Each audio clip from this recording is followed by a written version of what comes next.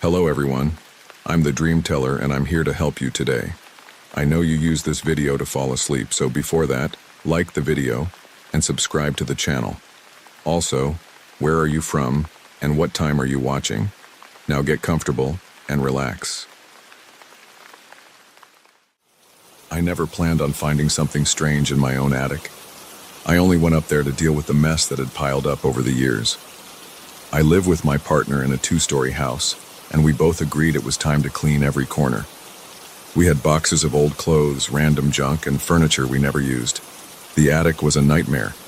It smelled musty, and the single light bulb hanging from the ceiling flickered when I flipped the switch. I was ready to toss half the stuff, but then I saw those photos. They were stacked against the far wall, hidden behind some battered suitcases.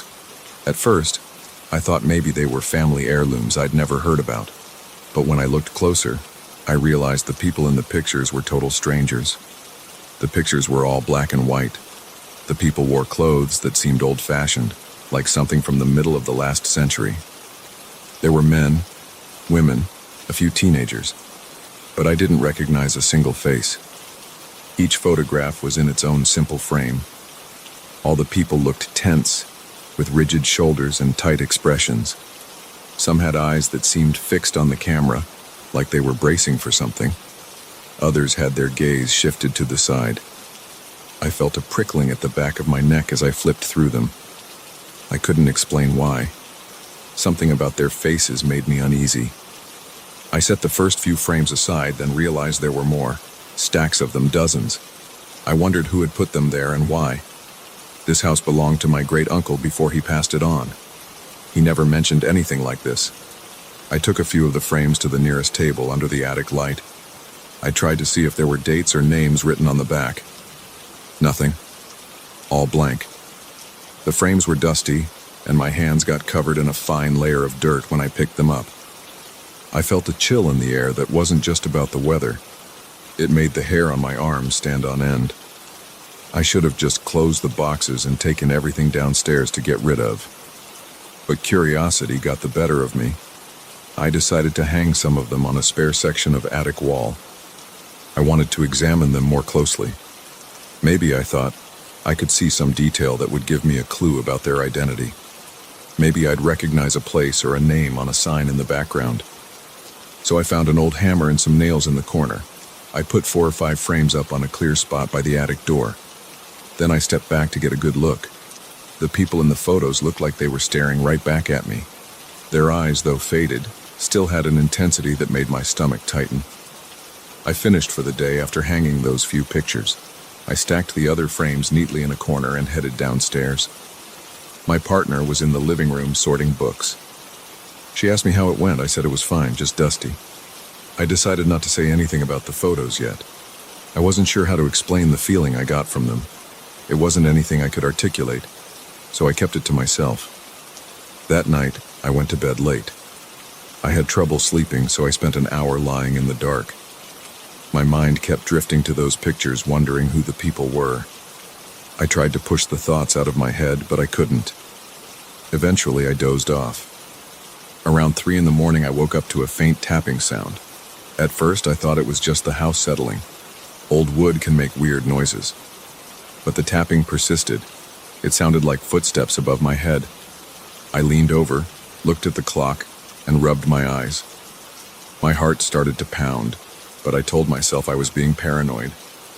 I stayed in bed, listened a little longer, and decided I must be imagining it. The next morning, I went up to the attic to continue the cleanup. The first thing I noticed was that the pictures weren't in the same configuration I remembered. I had hung them in a neat row, but now they seemed a bit tilted. One was off-center, as if it had been nudged.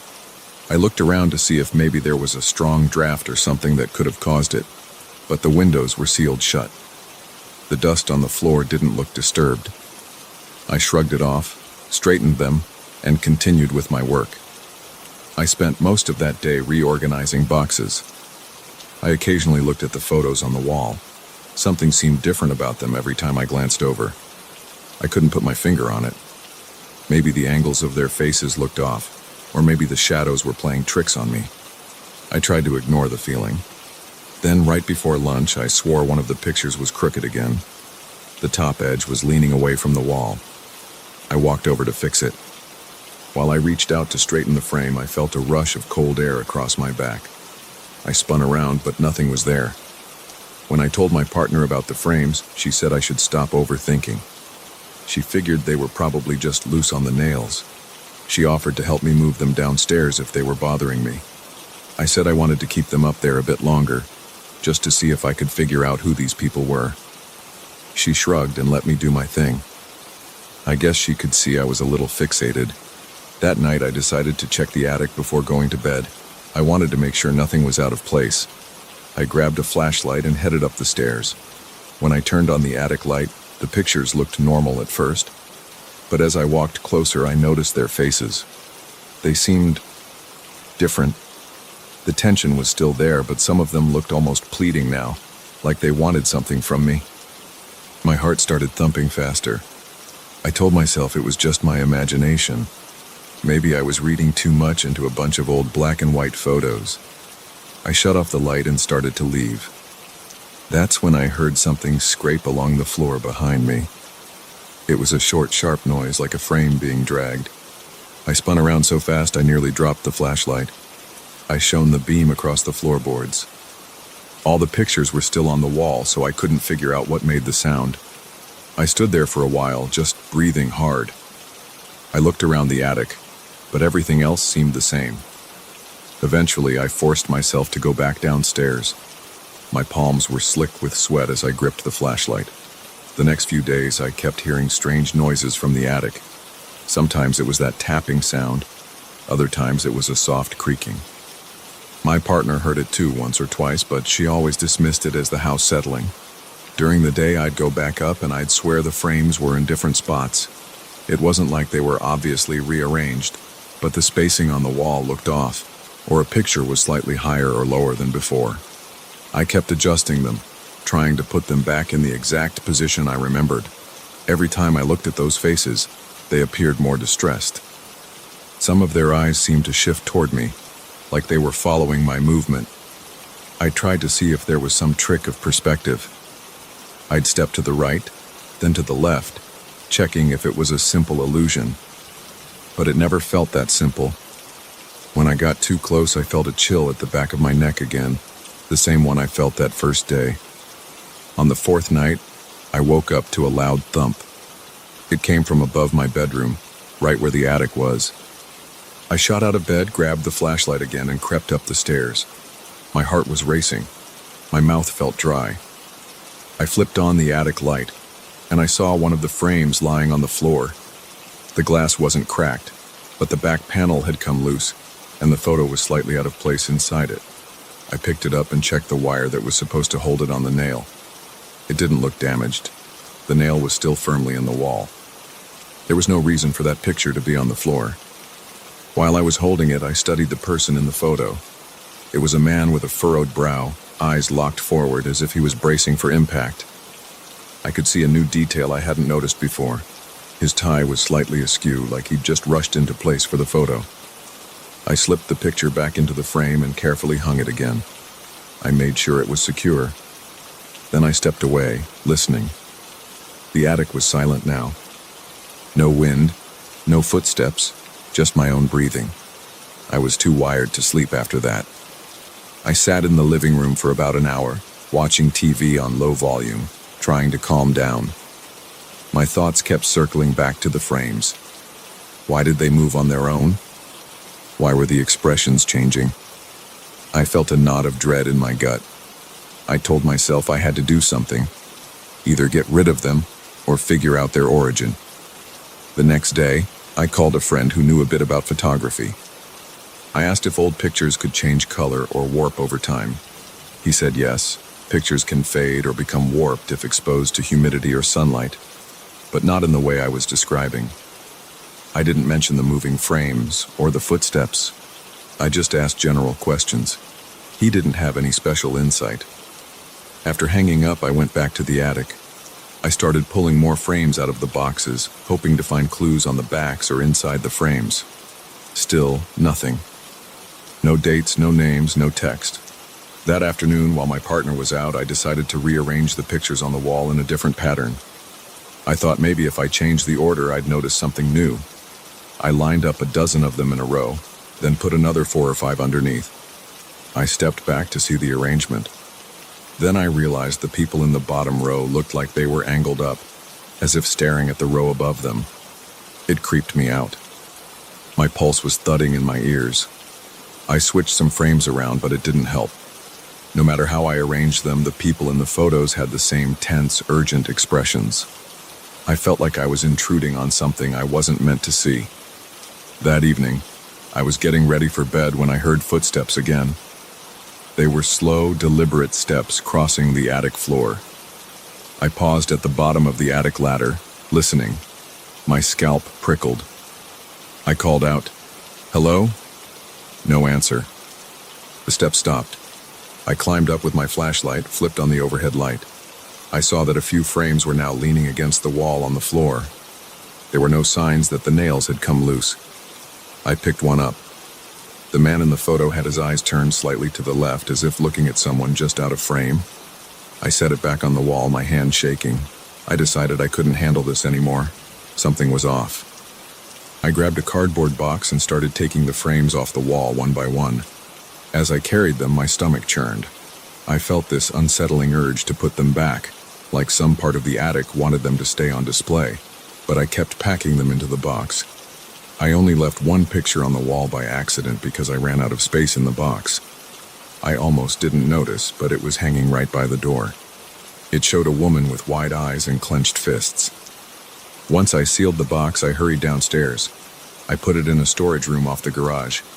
I figured I'd deal with them later, maybe contact someone who knew antiques or old photos. Then I went up to bed.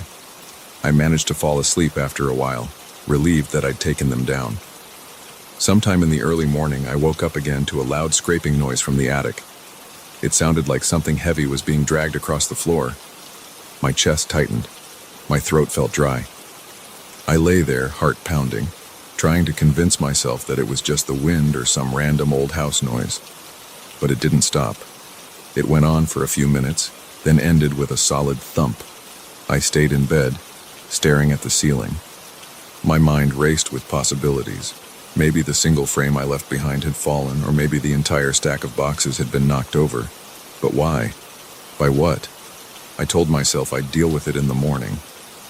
I pulled the covers up, closed my eyes, and tried to shut everything out. Now I'm sitting here in the living room telling you this story because I'm still on edge. The attic is quiet at the moment, but I can't relax. I feel like the silence is waiting to be broken again. My partner thinks I should just get someone to haul everything away. Maybe call a contractor to check for rotten beams or anything that could cause movement. I might do that. But a part of me feels that I need to understand what's going on. I don't know if I ever will. All I know is that there's something disturbing about those photos. It's not just the way they look or the fact that they keep moving. It's the feeling I get when I'm near them, like they're a window into something I don't want to see. For now, they're locked in that storage room. But I keep wondering if that's enough. Because every night I hear those footsteps and I can't figure out how to make them stop. And in the morning I keep expecting to find the attic door open and those frames set back on the wall, staring at me again. And that's the part that keeps me awake at night.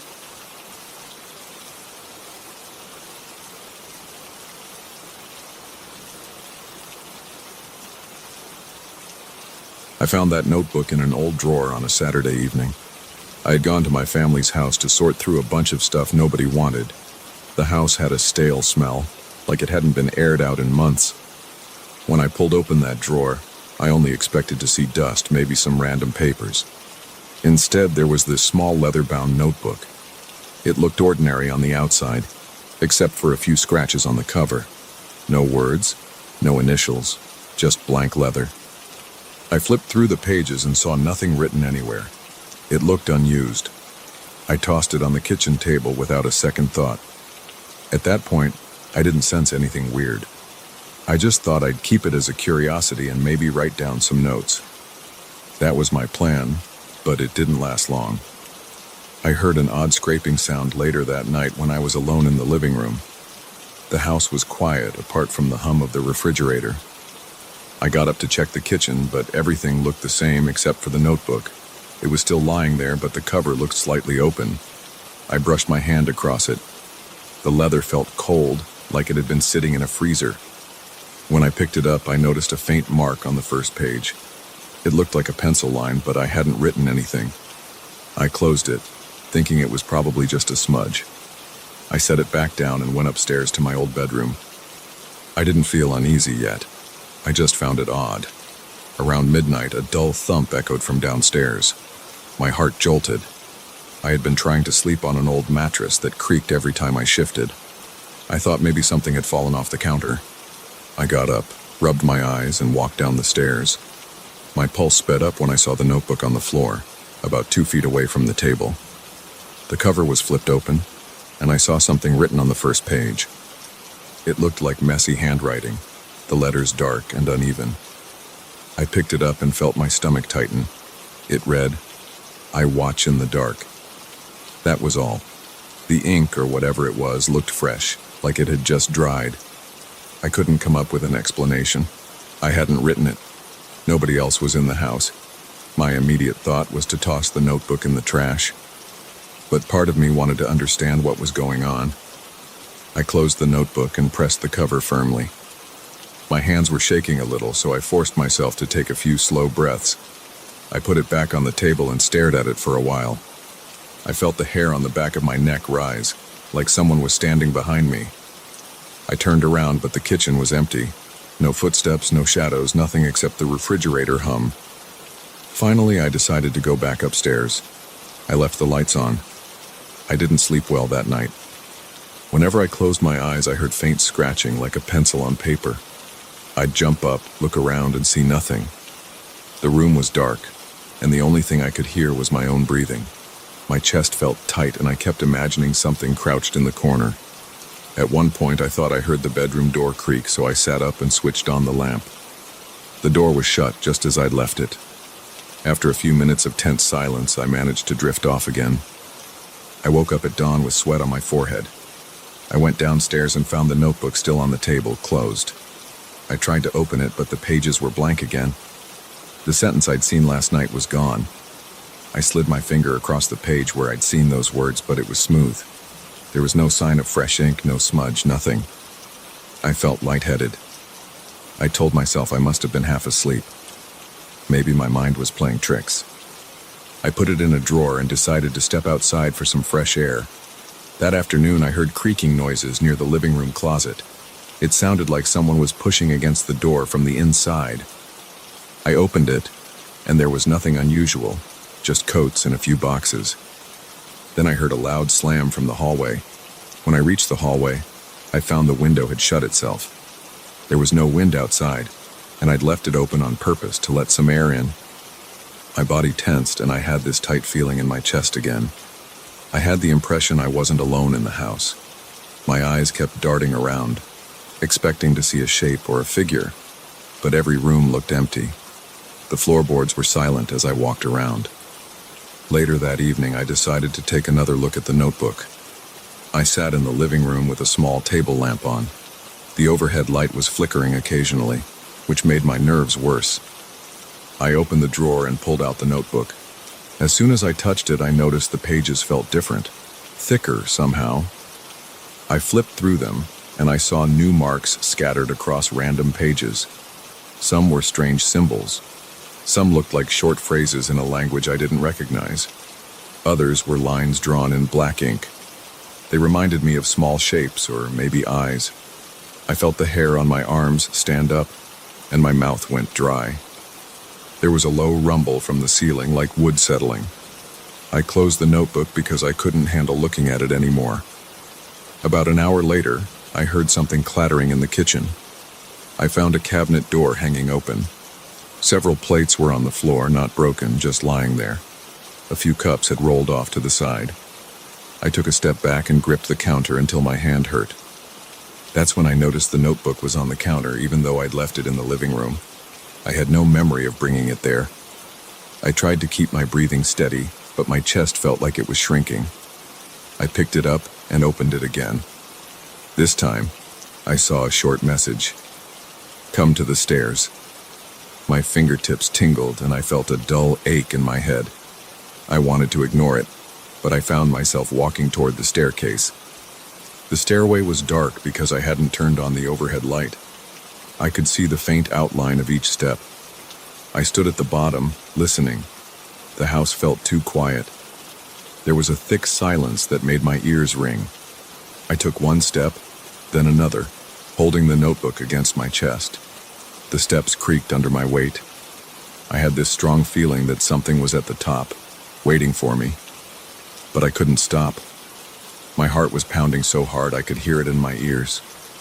When I reached the top, the hallway light flickered. The door to the room where I'd slept was ajar.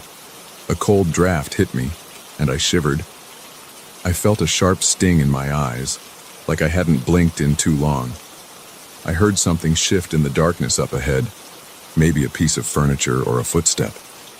I called out, but my voice came out strained and weak. Nobody answered. I stepped into the room, switched on the light, and found it empty. The sheets on the bed were rumpled and the closet door was half open. I checked inside. There was nothing there. But the air felt heavy, like I was breathing through cloth. Back in the hallway, I opened the notebook one more time. The symbols on the pages looked even clearer. Some lines formed shapes that seemed to shift as I stared at them. I rubbed my eyes, thinking maybe I was just tired. Then I heard a soft scraping noise near the attic hatch. My skin tingled all over. The hatch was above me. I glanced up and saw the thin door in the ceiling. I rarely went into the attic and I had no reason to go there now.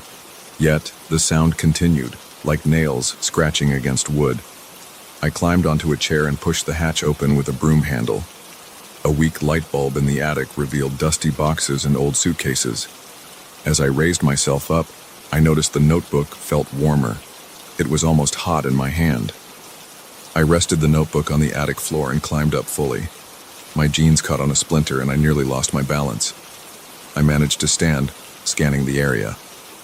I heard a faint whisper, but it didn't form any clear words. It felt like air moving past my ear. I crouched and opened the notebook again, flipping to the last page.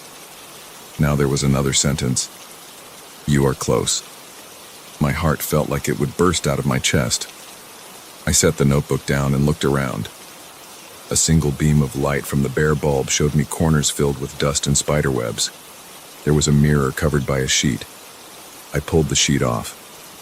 My reflection looked pale and tense.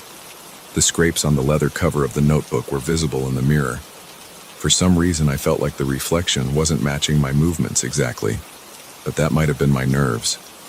I blinked and turned around quickly, expecting to see something behind me. There was nothing, just the same boxes. I picked up the notebook, climbed down, and closed the hatch.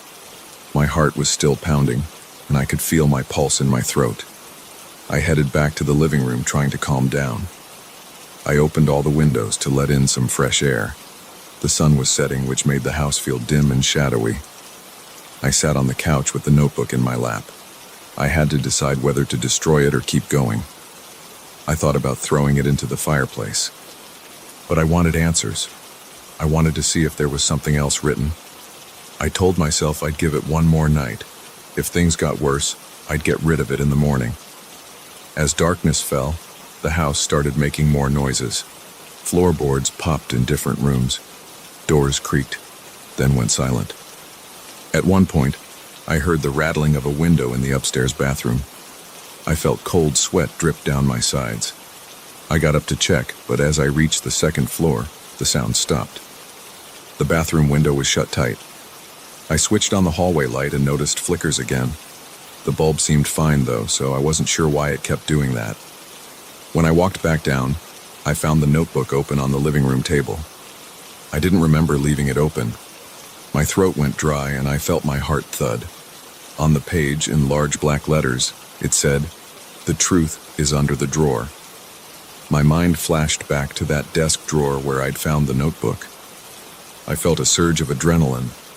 My hands felt clammy, but I had to look. I walked over to the desk, yanked the drawer out, and placed it on the floor. The space behind the drawer was dusty. My hands trembled as I reached in and felt around. My fingertips brushed something thin and rectangular. I pulled it out. It was a photograph. It showed my father standing in that very room, holding a similar notebook. I flipped the photo over. On the back, there was a date from 30 years ago. My father never mentioned anything about a strange notebook, but there he was, staring straight at the camera with a grim expression. I felt uneasy, like my stomach was churning. I put the photo on the desk and looked at the notebook. The pages were fluttering on their own, even though there was no breeze. My pulse hammered. I saw words forming again. He knew. At that moment, I realized my father must have encountered the same weird phenomena. But he never spoke about it. Did he find a way to seal it away? Did he leave it here on purpose? My eyes started to water and I took a few steps back. My hands were shaking and I almost dropped the notebook. The air in the room felt thick. My mouth tasted metallic. I heard a faint dragging noise near the front door. The doorknob rattled. I expected it to open, but it stayed shut. The tension built in my chest until I could barely inhale. I gripped the notebook with both hands and held it over the trash can. My arms were trembling and my mind was racing. If I threw it away, would that stop whatever was happening? Or would it get worse? My breathing was rapid and shallow. I closed my eyes for a second, then looked at the notebook again. The words had changed. Don't. My heart felt like it skipped a beat. I let out a shaky breath and lowered my arms. Something compelled me to keep the notebook. I needed to understand more. I flipped through the pages and my vision blurred for a moment. When it cleared, I saw dark corridors in my mind like a vivid daydream. I saw long shadows on the walls.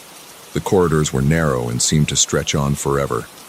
My ears rang and my heart raced. Then the vision vanished, and I was back in the living room, gripping the notebook so hard my knuckles went white. My shirt was damp with sweat. My muscles were tense and sore. I slammed the notebook shut and locked it in a small chest in the corner of the room. I felt the weight of fear pressing down on me. I could hear the floor creaking again as if the house was breathing. My head pounded. I needed a moment to think. I decided to sit down at the kitchen table and focus on the present. The walls seemed to press in and the windows rattled. My legs were shaky and my palms were sweaty, but I just sat there, breathing in and out. The clock on the wall ticked loudly. Minutes passed. There were no new noises. Eventually, I stood up and checked the chest. Everything was quiet. The notebook stayed inside. I don't know if I'll destroy it or hold on to it for a while longer. But I can't deny what I've seen or heard. The house reacts when the notebook changes. Doors slam, windows rattle, the attic hatch creaks, and unseen shapes move around. I feel torn about what to do next. My gut tells me that if I open it again, I'll see even darker things. But I also want to learn what my father knew. For now, I'm keeping it locked away, hoping it stays silent until I decide. I can still feel that cold weight in my chest. Part of me wants to end this, and part of me can't walk away. I'm stuck with this notebook that shows me things I can't ignore. I guess I'll have to find the truth on my own terms. Until then, I'm staying alert and keeping the lights on.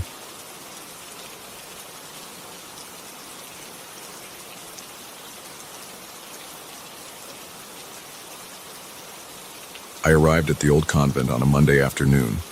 The paint on the walls was cracked, the floorboards were uneven, and the air smelled like damp stone. I had a truck parked outside with all my tools. I wanted to get this job done fast because I needed to move my supplies into this space by the end of the month. My plan was to transform the old place into a functional atelier. I didn't expect anything unusual. I just wanted to fix up the walls, give everything a fresh coat of paint, and set up my work area. The first thing I did was take a slow walk through each corridor. The building used to be a convent, so it had high ceilings, thick walls, and tiny rooms that had once been cells for the nuns. The windows were narrow, letting in limited light. There was a heavy, silent atmosphere inside. My footsteps echoed in these long halls, and sometimes when I stopped, the echo would keep going for a split second longer than I expected. It made me feel a little uneasy, like there was someone else there, matching my steps. I shrugged it off as the way old buildings carry sound. I started by cleaning up the walls. I set up a stepladder, grabbed some sandpaper, and spent hours trying to smooth out the layers of old paint. Dust floated through the air, making me cough. Every time I ran the sandpaper over the walls, I heard faint scratching that reminded me of nails on a chalkboard. I didn't think much of it at first. Old plaster makes all kinds of sounds when you work on it. After about an hour, I noticed odd phrases near the top of one wall. At first, I thought it was just some scribbles. I leaned in with a flashlight because the overhead bulbs were weak. There were letters in dark ink, arranged in rows. They looked like scrambled words, maybe codes or some kind of secret writing. I tried to read them, but they made no sense. I took a closer look and saw a name underneath each set of phrases. It was like a signature, but the letters were too faded to read clearly. I figured it was old graffiti. Maybe people who lived here after it stopped functioning as a convent had left behind cryptic marks. I kept sanding, trying to erase these words. Each pass of the sandpaper made them fainter until they were hardly visible. Then I applied a fresh coat of primer. It was thick, and I spread it over the wall carefully, checking to make sure I covered every inch. By the time I finished that wall, I felt a chill along my spine. I thought it was just the cold air seeping in through the cracks in the walls.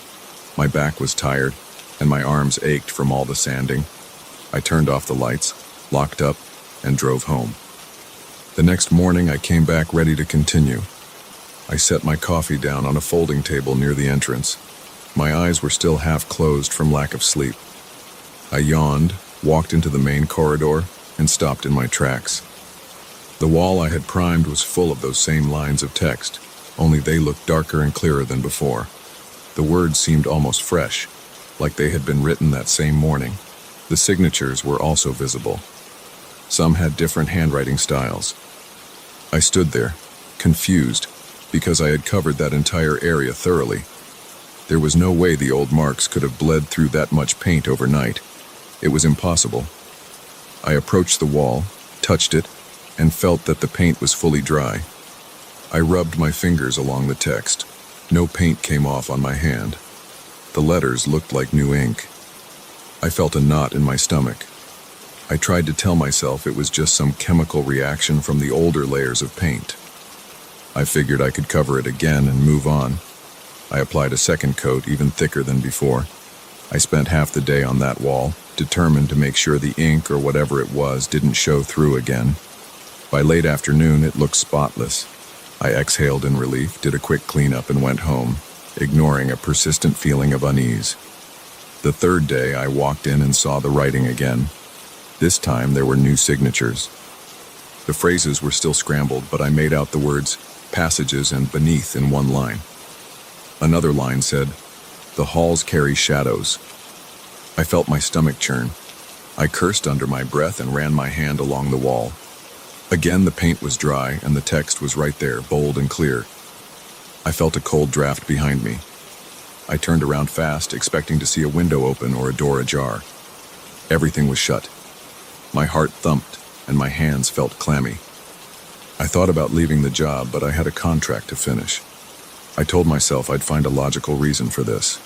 Maybe the paint was cheap, or maybe the primer wasn't bonding right. I took a break to get fresh air. I walked through the side corridor to the open courtyard. The courtyard was small, with old stone walls that rose high and blocked most of the sunlight. I ran my fingers along the stone, feeling the cracks in the cold surface. Suddenly, I heard faint footsteps behind me, like someone was trying not to be noticed. I spun around. No one was there. The sound faded as soon as I turned. I felt the hair on my arms stand up. My heart pounded hard. The place seemed too silent for a busy street just a few blocks away. I could still hear distant traffic outside, but inside the convent it felt like a sealed-off world. I forced myself to continue the renovation. I moved on to another hallway to see if the same thing would happen there.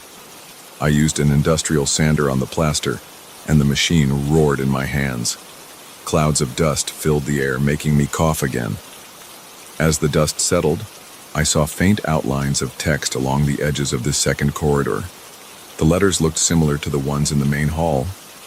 I noticed a signature that read something like Brother Thomas, but the letters were smudged. I used a rag with paint thinner to wipe it off. The letters faded, but after a few seconds they seemed to reappear, as if they were seeping out from inside the wall. I felt dizzy. I braced myself against the sander and tried to steady my breathing. That evening I tried a different approach. I used a special sealant on that corridor before painting. The sealant smelled strong, almost suffocating. I had to wear a mask and keep the windows open. My eyes burned from the chemicals. As I applied the sealant, I noticed the writing shimmer in the light for a moment. The text seemed to pulse like it was resisting me. I finished up, locked the building, and left quickly. Driving home, I couldn't shake the image of the writing burning through every coat of paint. I felt silly for being so rattled, but I couldn't deny how nervous I felt. The fourth morning, I stepped inside and immediately felt a drop in temperature. The interior felt at least 10 degrees colder than outside. My breath formed a faint mist in front of my mouth. I walked over to the walls I had sealed, and sure enough, the writing was there again, crisp and fresh. The paint was dripping in some spots, creating small rivulets that ran across the phrases. It looked like tears on the walls. I reached out, and the paint wasn't wet. My fingertips stayed clean, but the drips were visible, moving so slowly that I had to stare for a few seconds to be sure. My hands shook and my heartbeat felt too fast. My throat went dry. I backed away and bumped into a shelf. Tools clattered onto the floor. I heard footsteps again, this time echoing in the hall next to mine. They were light steps, like someone in soft shoes. I walked toward the noise, my knees shaking. I looked around each corner, expecting to see a person. There was no one. The footsteps stopped when I got close. I tried to call out, "Hello?" My voice sounded loud in the quiet, but there was no reply. A door hinge squeaked somewhere behind me. I turned around fast, but I only saw a closed door. My heart felt like it was climbing up my throat. I was sweating even though the air was cold. I decided to open every door in the building one by one. I wanted to clear each room to be sure I was alone.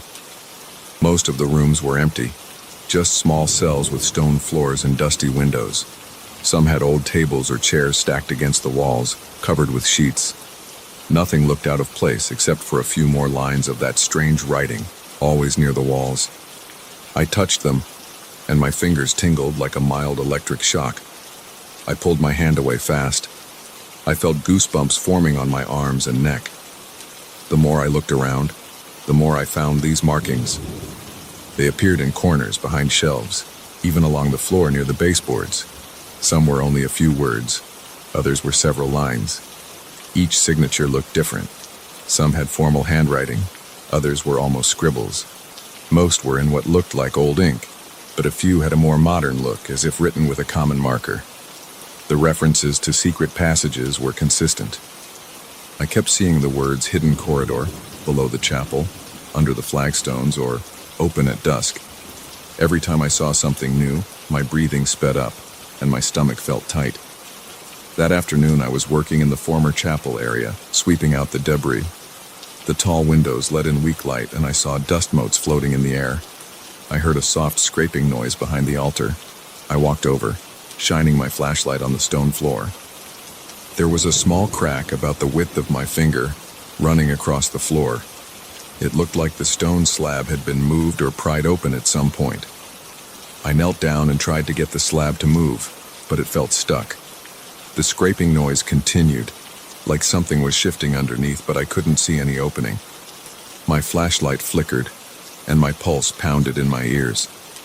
Suddenly, I felt a wave of cold air brush past my neck. I jerked back. My flashlight beam trembled as I turned around to see who was behind me, but no one was there. The scraping noise stopped. I got to my feet and backed away, feeling dizzy. My hands shook. My chest felt tight. I tried to steady my breathing. My mind raced with questions. I had no logical explanation for these things. I just wanted to get out of there, but I also wanted to finish the job. My livelihood depended on completing this renovation. I had no intention of telling anyone about these odd events. I didn't want to sound like I was losing my mind. I tried to focus on practical tasks. I hammered new nails into some loose floorboards. I tightened hinges on old doors. I replaced a few broken light fixtures. All the while, I felt a presence behind me, like someone was watching. Whenever I turned around, I saw empty corridors. My chest felt tight, like I couldn't get a full breath. Sweat soaked the back of my shirt even though the air was cold. Whenever my hammer struck a nail, the echo lingered a moment too long, making me flinch. By dusk, I decided to check on the main corridor again.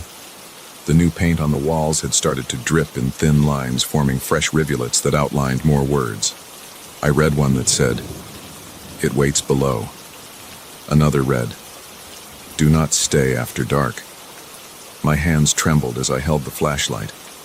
The beam shook against the wall. I felt a dull ache in my gut. I heard the footsteps again behind me. This time they sounded closer. I turned around, my heart pounding, but the corridor was empty. My palms felt wet with sweat.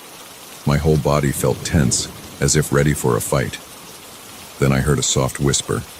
It sounded like many voices speaking at once, but I couldn't make out the words. They were too faint. The voices seemed to come from the walls themselves. I pressed my ear to the wall and I felt a vibration, like something was moving inside. I jumped back, startled. My head spun with worry. I had no proof that anyone was there, but I felt eyes on me everywhere I went. I glanced at my watch. It was almost completely dark outside. The overhead lights flickered for a moment, then stabilized. My whole body felt like it was pulsing with adrenaline. I rushed to gather my tools and shut everything down for the night. I locked the front door, then tried the handle 3 times to make sure it was secure. In the silence of the deserted street, I could still hear those footsteps in my head. I felt a chill that wouldn't go away, like I was trapped in a cold wind that no one else could feel. My shoulders were stiff and my lower back felt twisted. It was pure tension. I stood outside staring at the tall, dark silhouette of the old convent. The windows looked like empty eyes. I couldn't believe that walls could bleed writing like that, or that footsteps could echo without a person to make them. But it was happening, and I had to face it. Tomorrow, I would have to come back. I would try a different brand of primer or strip the plaster off completely. I would do anything to get rid of those words. I didn't know who was writing them or how they appeared. All I knew was that once the sun went down, the sense of unease grew stronger. Something was in there. Something was watching me. I gripped the steering wheel of my truck and sat there for a moment. My heart was still racing. My hands shook so much that I dropped my keys twice before I managed to start the engine. As I pulled away from the curb, I glanced in the rearview mirror. For a split second, I thought I saw a figure in one of the upstairs windows. It was a shape, dark and still. I blinked, and it was gone. My hands felt cold on the wheel. I drove off, wishing I could forget what I'd seen, but knowing I would dream about it. Tomorrow, I'd have to face it again.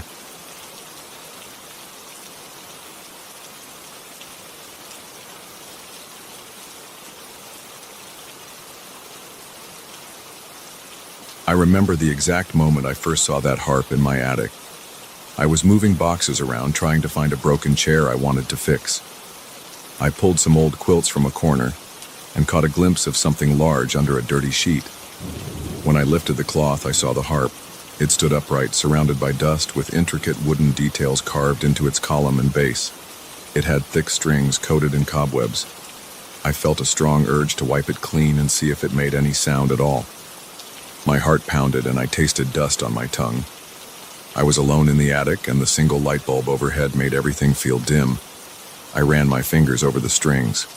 They were stiff, but they vibrated under my touch. That vibration stayed with me longer than it should have. My hands felt a strange tingle. I dragged the harp out into the open, almost knocking into a wobbly desk on my left. The floor creaked as I moved. The harp felt heavier than I expected, and I had to strain my back to push it across the wooden boards. The dust got into my nose and I sneezed. I tried not to breathe too deeply, but I couldn't help it. Once I set it near a window, I opened the shutters to let more light in. The sunlight showed every scratch, every worn spot on the wood. I thought it looked old and expensive, even though it had obviously been abandoned for a long time. Later that evening, I brought the harp downstairs because I wanted to examine it in better light. I turned on the lamp in the living room, placed the harp by the fireplace, and sat on a stool to see if any of the strings worked. At first, I plucked them in a random order. They were out of tune and made dull sounds. My fingers felt uncertain. I'd never played a harp before, only a little piano as a child. I kept fiddling with the strings until my fingers felt numb. The night grew quiet and my eyelids got heavy. I decided to leave the harp where it was and go to bed. I switched off the lights and tried to get some rest. Around 3 in the morning, I woke up to a low, humming vibration. My heart thumped and a chill shot through my body. At first, I thought a truck was driving by, or maybe there was thunder in the distance. Then I heard a brief series of notes. It was soft, but distinct. I sat up in bed, my back tensed and my ears strained to catch every sound. I recognized the tone from the harp. It was in the living room. I got out of bed and slowly walked toward the hallway. My feet felt cold against the floor. I didn't turn on the lights because I was focused on that noise. I heard another set of chords, then silence. I stood by the living room door, peering in. The fireplace was off. The moonlight came through the window and I could see the harp's silhouette. It stood still, but it felt different, as if it held some charge in the air around it. I flipped the light switch. Everything looked normal. I walked over to the harp. The strings weren't moving, and there was no breeze in the room. My hands felt sweaty, and my pulse was fast. I whispered to myself that maybe I had dreamed it. I stayed there for a few minutes, but nothing else happened. I returned to bed, though I couldn't sleep well. My thoughts stayed on that harp. The next day, I tried to tune the harp. I didn't know the correct method, so I watched some quick video tutorials on my phone. I found a small tuning key in the attic, probably left there by whoever owned the harp before me. I adjusted each string carefully. It took me a while because the harp was old and the pegs were stiff. My arms got tired, but eventually I got most of the strings to produce a decent pitch. The sound was more pleasant now. I tried to play a few simple scales, but my technique was clumsy. My fingers slipped on the strings. Still, I liked the resonant quality it had. That night I heard it again. This time, the notes were longer, forming a slow sequence. I jolted awake from a deep sleep, my ears instantly on alert. My heart beat so hard it felt like a hammer inside my chest. I didn't wait. I threw off my blankets and walked straight to the living room. I turned the corner and saw the harp. The air felt charged like static. I heard a faint echo of the last note fading out. My arms broke into goosebumps, and the hair on the back of my neck stood up. I turned on the lamp. The harp looked the same as always, but I saw a slight shimmer on one of the strings like it had just been plucked. I reached out and touched it. It was still vibrating. That moment made my stomach turn. I stood there, staring, unsure what to do. Then I grabbed a notebook and started writing down the notes as best I could. I tried to match each tone on my phone's piano app. My hands shook while I wrote. I felt compelled to record everything I could. Maybe I thought it would help me understand what was happening.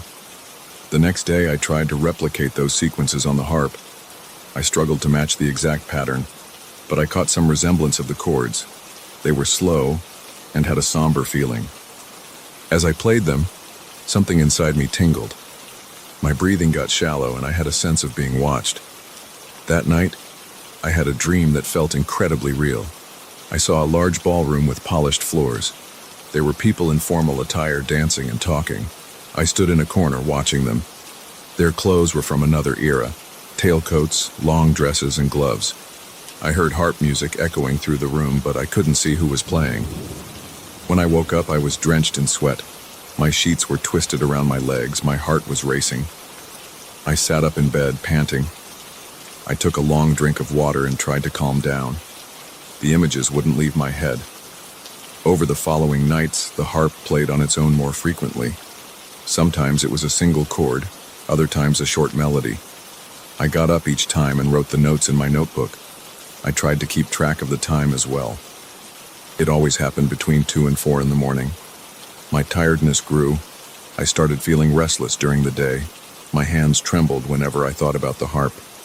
I stopped going out with friends. I wanted to stay near the harp to see if anything else would happen. I began attempting to learn more complex pieces, even though I had no music sheets for the harp. I used the internet to find random harp compositions, but none matched the notes I was hearing at night. Then something else happened. While I was practicing a simple tune in the late afternoon, I noticed faint writing on the wood near the top of the harp's column. It looked like old markings, partially erased by time. I leaned in closer, but I couldn't read them. They seemed like symbols, maybe part of an original decoration. I felt an odd pull, like the harp wanted me to see those markings. I tried rubbing a pencil over paper laid against the wood to see if I could catch an outline, but it wasn't clear. The writing stayed mostly hidden. I gave up and went back to practicing. That night, around 3 in the morning, I woke up to a longer melody. It was fluid and had an unusual pattern. I rushed to the living room. The notes kept playing one after another, like a trained musician's performance. The sound was clear and confident. My heart pounded in my chest as I watched the harp's strings move without any visible hand touching them. They quivered in the faint glow of a streetlight through the window. I felt cold sweat trickle down my forehead. My shirt clung to my back. The melody lasted almost a minute. When it ended, I wrote down what I heard. My handwriting came out shaky. I felt dizzy. After that performance, I began having more detailed dreams. I saw the same ballroom, but now I walked through it. I smelled perfume and cologne. I heard the distinct tapping of shoes on the floor. I noticed that no one acknowledged me, as if I wasn't really there. I kept hearing that harp melody in the distance. My own breathing felt tight in the dream. The dream ended when I tried to approach a man wearing a dark suit. He turned to me with a blank face. I woke up gasping. I didn't feel rested at all. My sheets were soaked with sweat again. I decided I wanted to capture every note of that longer melody. I spent the next day replaying what I had jotted down, trying to piece it together. Sometimes my mind went blank, and I couldn't recall certain parts. I got frustrated. My frustration led me to become more aggressive in my practice. My fingertips hurt from plucking the strings over and over. My lower back ached from sitting in the same position. I didn't care. I felt like I had to learn this piece. I convinced myself it was a puzzle, and if I solved it, I'd understand why these dreams and midnight concerts kept happening. My obsession grew. I neglected chores. I barely ate. When I did eat, I stood in the kitchen with a sandwich in one hand and my notebook in the other, scribbling notes. I tripped over furniture because I was always distracted, thinking about the sequence of chords. My eyes felt heavy from lack of sleep. My neck tensed up so much that it hurt to turn my head. I spent hours on the floor near the harp, searching for hidden compartments or more markings. I tapped the wood, listening for hollow spaces. I found none. On the 4th night of hearing the full melody, I managed to play a decent version of it during the day. As soon as I finished, I felt an intense need to look at the markings again. I grabbed a flashlight and aimed it at the top of the harp, near the place I saw the faint symbols. This time, I could make out some letters. They looked like an old language. I couldn't read them, but I recognized that they were there. My mouth went dry. A wave of dizziness came over me. I steadied myself by leaning on the harp. The wood felt warm, almost like it had its own heat. My pulse quickened again. My hand trembled. That night, the harp did not play by itself. I stayed awake, waiting in the living room. My eyes were on the harp strings, expecting them to move. Nothing happened. Around 4:30 in the morning, I finally dozed off on the couch. I dreamed again of that ballroom. This time, I stood at the center of the dance floor. The music was coming from somewhere behind me. People walked around me, but they never made eye contact. I noticed one corner of the ballroom had a large mirror. I felt myself drawn to it. As I moved closer, I saw my reflection. It was me, but I was wearing formal clothes, like the others. I stared at myself and felt a surge of panic. I woke up clutching the couch cushion, breathing fast. My throat was dry. I got up to drink water and splash my face in the bathroom sink. The next day, I tried to replay the full piece again. As I reached the halfway point, I realized the harp strings looked different. They seemed to glow in the sunlight. My chest felt tight, and I fought the urge to stop. I forced myself to keep playing until the end. When I finished, I jotted down some changes I noticed in the notes. My phone buzzed with a text, but I ignored it.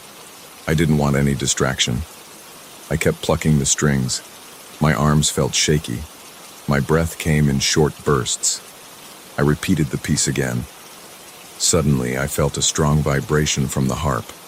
It hit my hands and traveled up my arms, then spread through my chest.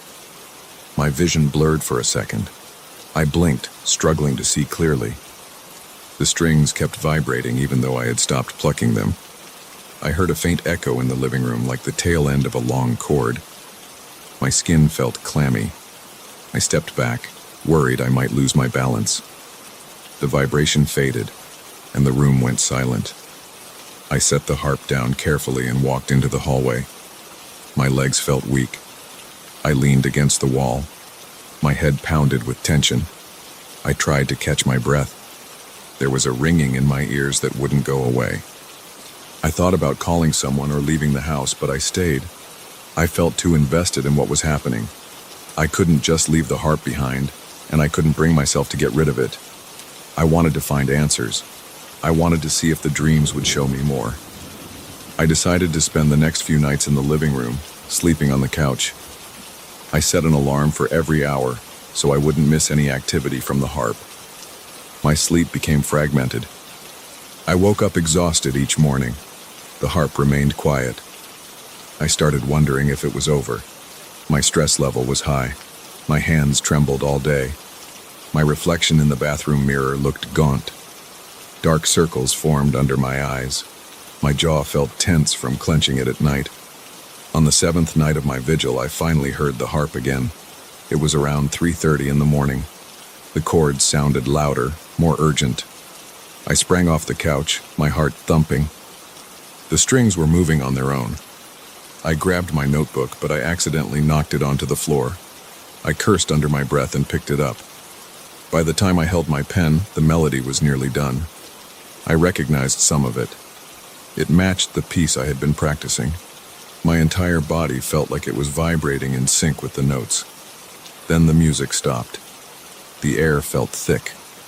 I tasted something metallic on my tongue, like I'd been breathing in strange fumes. I listened, waiting for more. The strings went still. My eyes locked onto the top of the harp where the faint markings were. This time, in the dim light of my lamp, I saw them more clearly. They formed a message I couldn't decipher. My stomach twisted. I realized I was gripping the pen so hard my knuckles were white. I put the pen down and touched the harp's pillar with my fingertips. The wood felt warm again. My heart pounded. I could feel each beat in my ears. I forced myself to let go. Then I backed up, turned off the lamp, and sat down on the couch. I didn't sleep for the rest of the night. Now, I sit here, still in the living room, the harp beside me. I keep looking at it, waiting to see if it will move or sound on its own again. My arms are crossed and my legs feel restless. I hear my own breathing, shallow and quick. I can't stop thinking about those dreams and the way the harp seems to pull me into another time. I can't explain it with logic. I have this urge to keep playing, to learn every chord and measure. I don't know what will happen if I succeed, but I can't turn away from it. My eyes are heavy, but I'm determined. I plan to stay here all night, watching, listening, waiting for the harp's next note. I feel uneasy, but I won't leave. I need to see this through.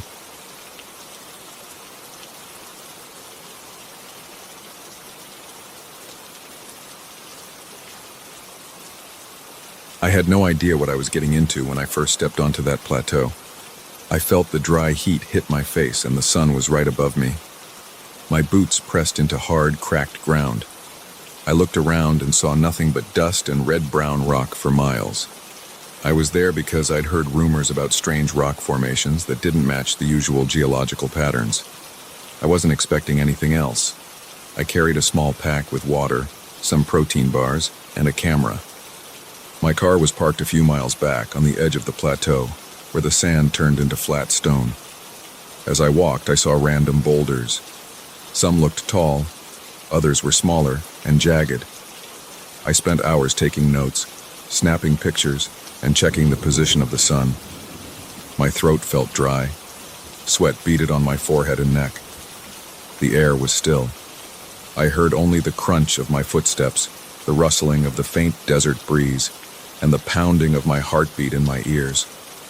I kept moving, careful with every step because the surface was uneven. One misstep and I could twist an ankle. I wasn't sure when I first noticed the circle of stones. I think my brain saw a shape that seemed too organized to be natural. From a distance, it looked like a collection of upright rocks in a ring. I approached slowly. My mouth felt sticky, and I took a sip of water. As I got closer, I saw a perfect circle. The stones were all around the same height, about as tall as my waist. Each stone was spaced out with just enough room to walk through if I turned sideways. I counted them. 12 stones, placed in a neat ring on the plateau. I walked around them. Nothing seemed painted on their surfaces. They had rough edges, and I saw small cracks where they had weathered over time. They were aligned in a precise way, but I couldn't figure out the exact alignment. I guessed it might have been some kind of old observatory, maybe used by people centuries ago. I looked at the sky, shielding my eyes from the harsh sun. The afternoon light felt brutal. My arms stung a bit, probably from a slight sunburn. I decided to stick around. I wanted to see if the formation had some special alignment with the sunset. I had a small tent in my pack, plus enough water for a couple of days. I sat down near the circle and checked my watch. The day crawled by. The sun sank toward the horizon and the color of the sky changed. It turned from pale blue to a mix of orange and purple. I took more pictures, crouched by the stones, and ran my hand along their surfaces. I felt rough patches of rock, like worn sandpaper. When the sun finally dropped behind the horizon, the temperature shifted fast. I unrolled a thin sleeping mat and set up a single-pole tent. I lit a small lantern but kept it low because I wanted to see the sky. The air felt cooler. I got goosebumps on my arms. The quiet was intense. There was no sound of insects, no wind whistling. I heard my own breathing. I stood and walked around the circle, shining my flashlight occasionally so I wouldn't trip. I stopped when I thought I saw movement in the center of the circle. At first, I thought my eyes were playing tricks on me. The moon wasn't full, but it cast some light. I stepped closer. My flashlight beam wavered. In the middle of that ring, there were dark shapes. They looked like people made of shadow without distinct features. They moved in a synchronized pattern, swaying in a slow dance. I felt a cold twist in my stomach. My hands tensed around the flashlight. I stayed outside the circle, maybe 30 feet away. My mouth hung open. I couldn't breathe right. My heart pounded. I pointed the flashlight at them, but the beam seemed to pass right through them, like they weren't solid. They kept dancing. Each figure moved in a slow, drifting way, raising what looked like arms, then lowering them. My legs felt heavy, and a buzz started in my head. I swallowed hard and tried to think. I asked myself if I should run to my tent, grab my stuff, and get the hell out of there. But I couldn't move. I watched them for a while. Then I realized they were looking in my direction, or at least facing me. They didn't have eyes or faces, but I felt their attention. My flashlight started flickering. I shook it. A faint beep from my watch told me it was late. The moonlight made everything around me look pale. The circle of stones appeared darker than before, and the shadow figures were right in the center. Suddenly, they stopped dancing. They stood still as if frozen in place. The air felt tight around my chest. I heard my own heartbeat in my ears. Then one of them lifted an arm in a way that reminded me of how I was holding my flashlight. I stepped back, but the figure copied my movement in a weird, stretched way. My arms began to shake.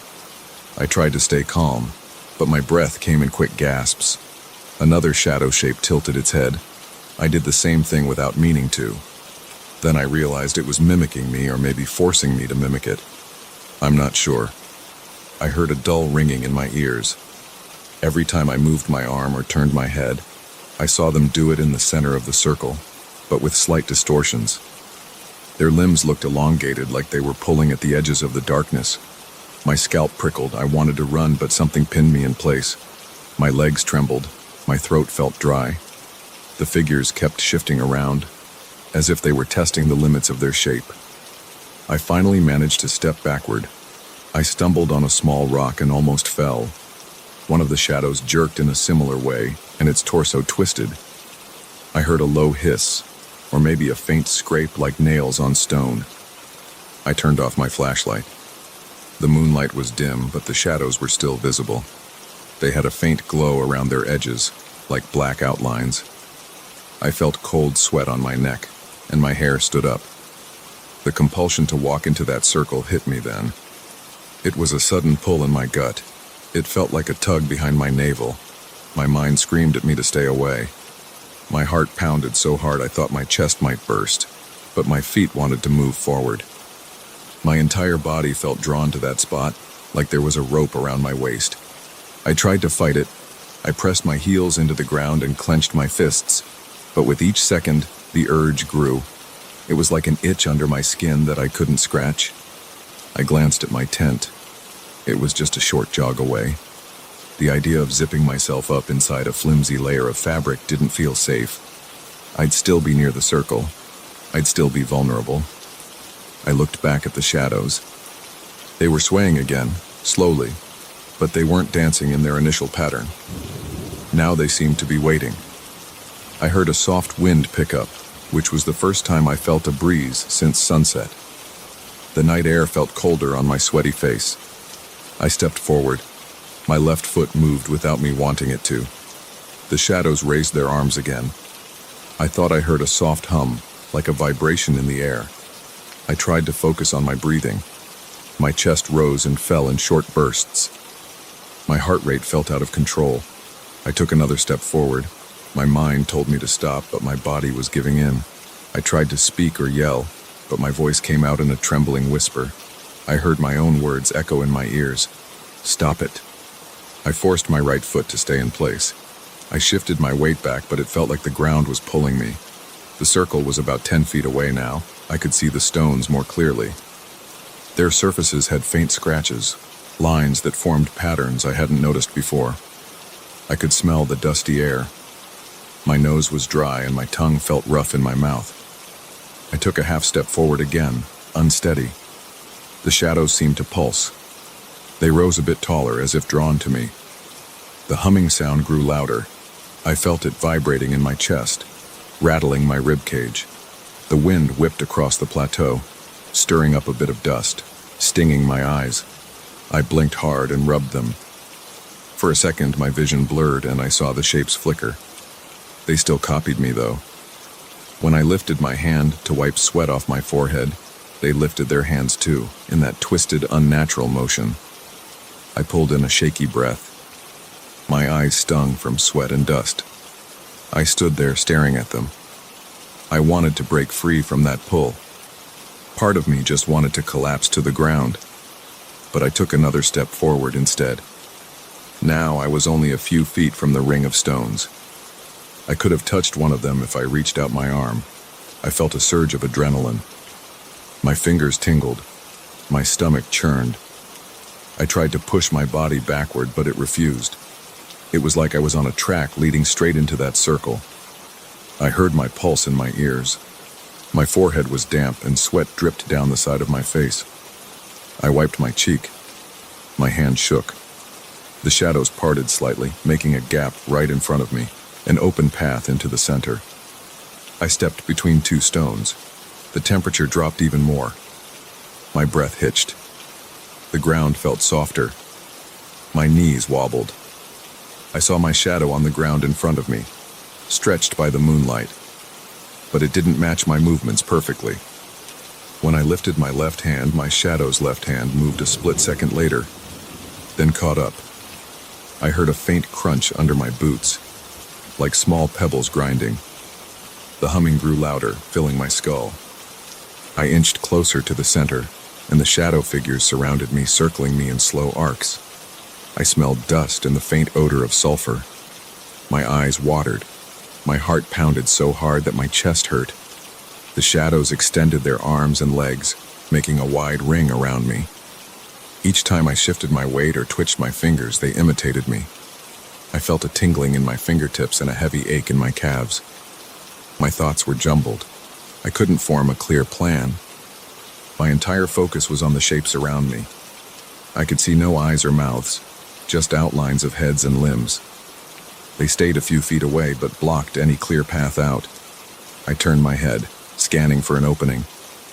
Every time I moved, they moved too. My breath came in shallow gasps.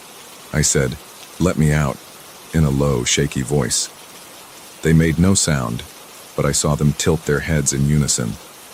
I raised both hands, trying to show I wasn't aggressive.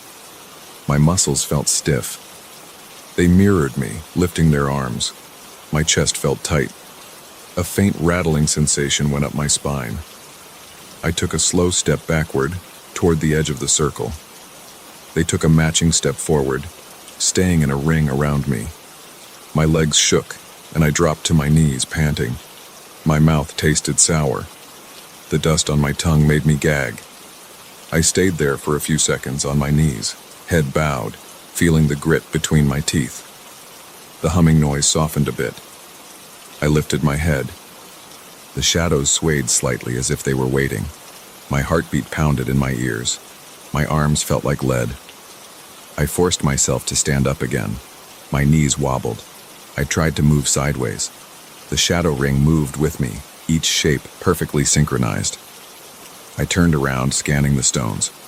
My flashlight was off, dangling at my side. I pressed the button with my thumb and a weak beam lit up the dark shapes. They flickered. I felt a sudden wave of dizziness.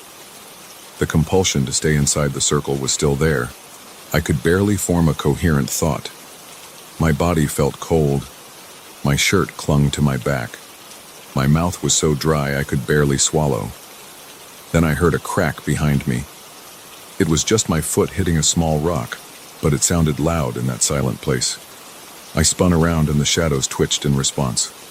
My flashlight flickered. I decided to make a run for it, even though I could barely hold my balance. I lunged forward, aiming for the gap between two shadows. They parted just enough for me to pass, then turned as I stumbled out of the ring. I scraped my hand on one of the stones and felt a sharp sting. I hissed in pain, but I kept moving. I bolted a few steps away and turned around. The shadows stood in the circle, swaying again, but they didn't follow me outside. My breath was rough and ragged. I felt a searing ache in my lungs. My hand bled a bit from the scrape and I wiped it on my pants. My eyes watered from the mixture of fear and dust. I took one last look at the dark figures. They raised their arms again, dancing in the moonlight. I heard the humming fade. My body trembled. I forced myself to walk away. Every step felt uncertain. I didn't dare look back again until I reached the spot where my tent stood. When I finally turned, I couldn't see them. The circle of stones stood there, silent and dark.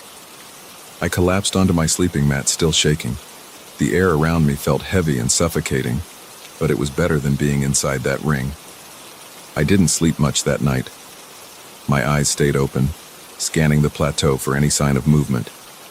I watched the moon cross the sky. I heard the wind pick up and drop again.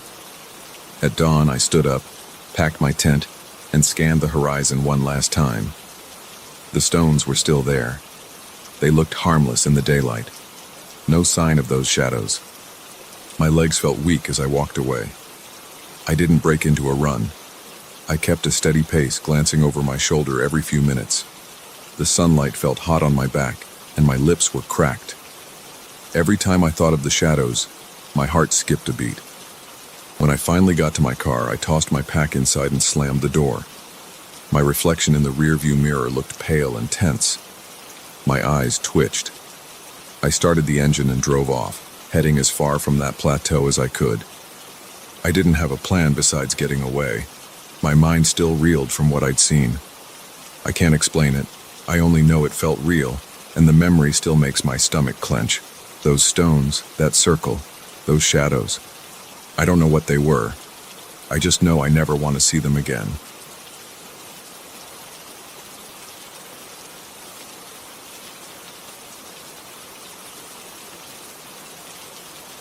I never thought my apartment could make me feel uneasy. It's just a place filled with everyday furniture and a bunch of mirrors that I put up to brighten things and make the space feel bigger. I liked how the reflections made every room look open. But one night I noticed something in one of those mirrors that almost made me drop my phone. It was another reflection right beside mine, even though I was alone in the apartment. It flickered for a few seconds, then vanished. I stood there staring at the mirror, feeling my pulse throb in my neck. I tried to convince myself I was imagining things, but my chest felt tight and my skin broke out in goosebumps. I couldn't shake the feeling that I had seen someone else in that glass. My name is Andrew. I'm 32, and I live alone in a small one-bedroom place on the 10th floor of a quiet building. Nothing about my daily routine is remarkable. I work from home, mostly on freelance graphic design projects. My apartment is neat, though I keep a few boxes in the corner that I never unpacked. The main living area has a simple couch facing a TV mounted on the wall. Around the corners on both sides, there are mirrors of different sizes. Some stand on the floor with wooden frames, others hang on the wall with minimal metal borders. At first, I installed them because I liked how they reflected light from the windows. The place felt twice as big. But now those mirrors make me feel watched. A few nights ago, I was heading to the kitchen for a glass of water. The lights were low, but I could still see my reflection in a large mirror I'd hung behind the couch. That's when I first noticed the second figure in the glass. It was almost like an overexposed image of me. The face had my shape, but the eyes had a weird, dark shimmer. I froze in place, feeling a jolt of panic crawl up my spine. My stomach tensed, and the hair on the back of my neck stood up. Then, just as quickly, the figure disappeared, leaving only my normal reflection behind. I stepped closer, pressing a shaky hand against the frame.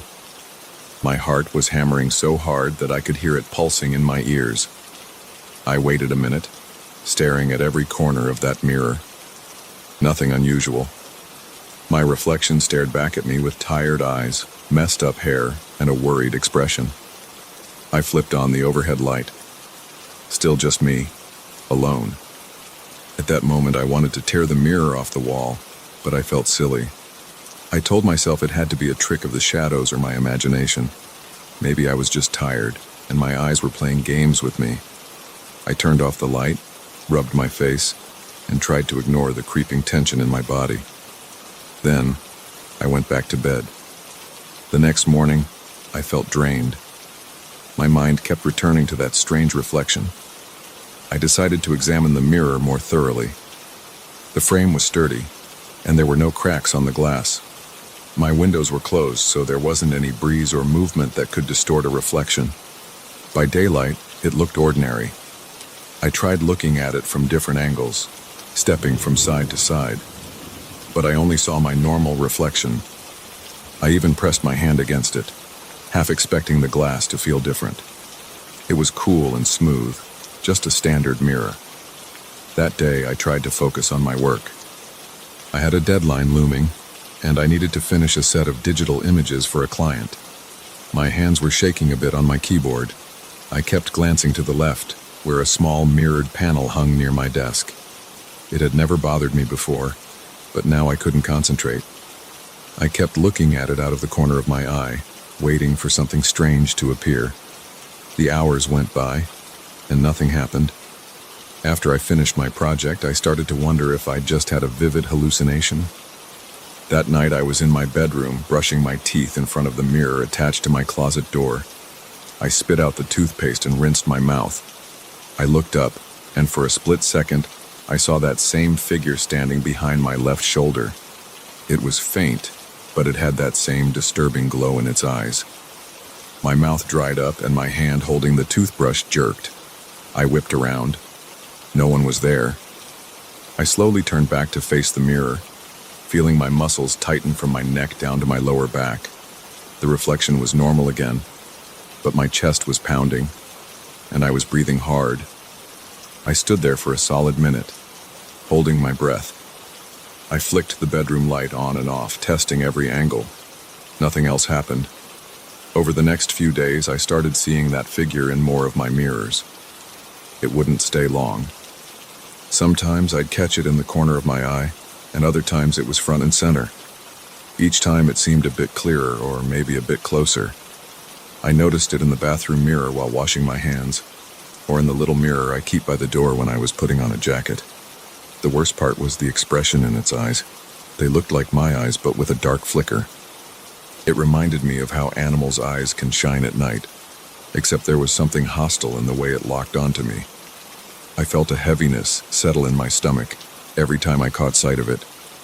My throat would tighten, and I'd usually whisper a startled curse under my breath. I tried covering some of the mirrors with old sheets, especially the big one in the living room. I felt silly, but I just didn't want to look at them anymore. I was tired of glancing at a reflection that might have something else in it. A friend of mine who lives in another part of the city called to check on me, and I almost told him what was going on, but I held back. I knew how insane it sounded to say a second reflection was following me around in my own mirrors. Instead, I mumbled something about being busy and not feeling too great. My friend offered to come over, but I said no. I didn't want anyone else getting freaked out by this. I wasn't sure how to explain it anyway. A few days later, I tried to ignore the mirrors altogether. I hurried past them, avoided looking at them, and kept the lights brighter in every room.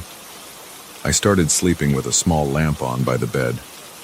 But each night, it found a way to make me aware of its presence. Sometimes I'd see movement in the mirror by my closet door. Other times I'd catch a glimpse of that figure in the reflection of the TV screen. My heart would pound and I'd break out in sweat. It didn't matter how much I told myself it was all in my head. Each time I saw it, my arms and legs tensed up, and my stomach felt like it was filled with cold water. One night, I stayed up late on the couch, trying to distract myself with some TV show. I had the big mirror behind me covered, but there was still a thin mirror across the room behind the TV stand. Around 2 a.m., I sensed movement in that mirror. I tried to ignore it at first, focusing on the show's audio, but I felt this prickling on my skin like someone was staring at me. I paused the TV and turned my head. In the mirror, that figure was there, looking straight at me. The face had my jawline, my nose, my haircut, but the eyes were darker and narrower.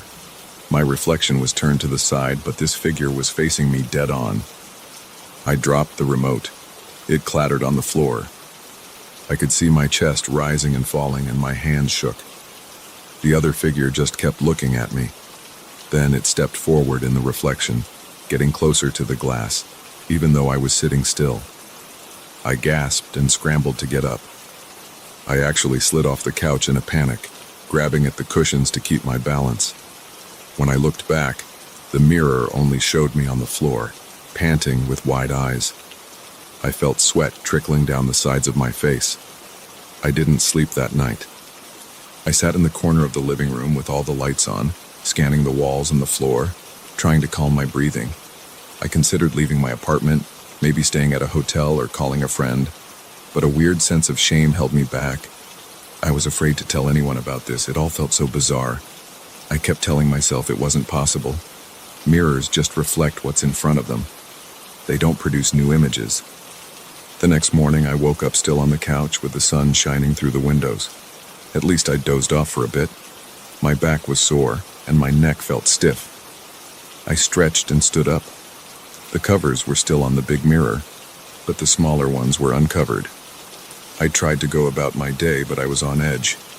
Every time I passed a mirror, I tensed. My shoulders felt permanently tight, and I kept swallowing hard. I walked around the apartment, double-checking every door and window, half expecting to find signs of an intruder. Of course, everything was locked. The only problem was in the reflections. Later that afternoon, I went into the bathroom to wash my face. I'd been sweating from anxiety.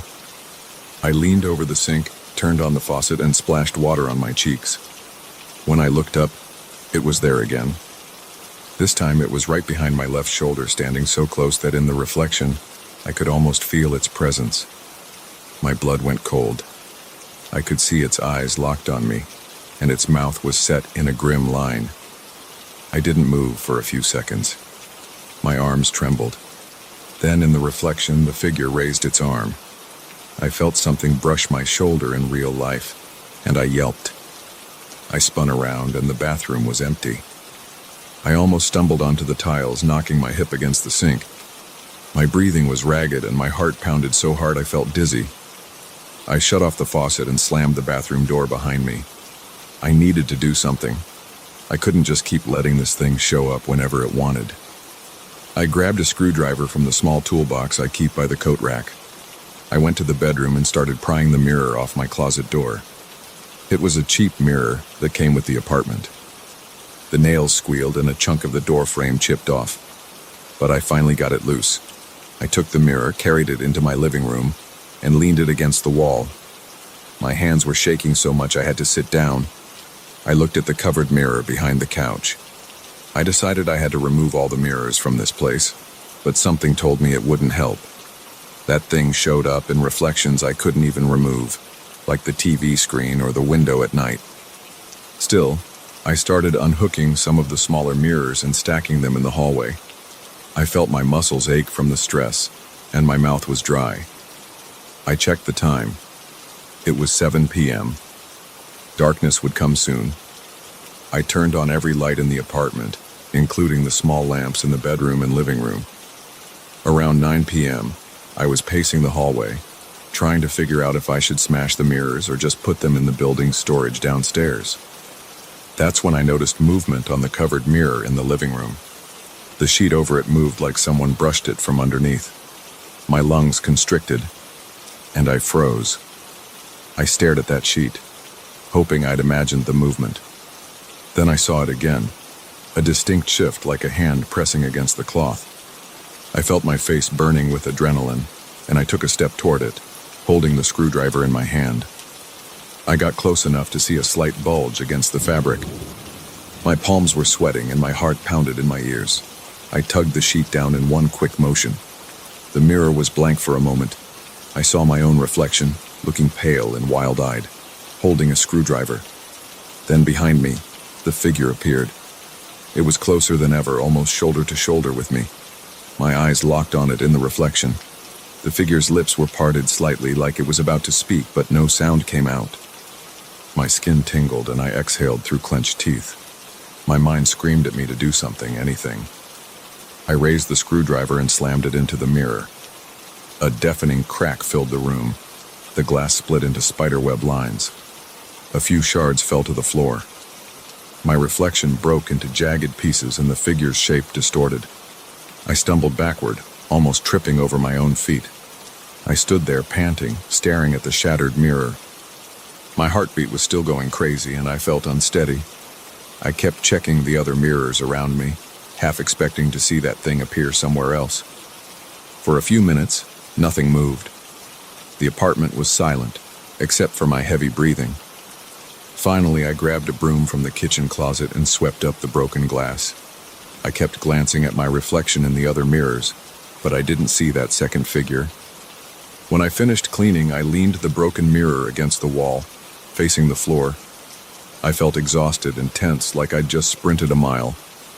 It's been a few hours since I shattered that mirror. I'm still in the living room, surrounded by stacked mirrors and broken shards. My hands won't stop trembling and my temples throb with each heartbeat.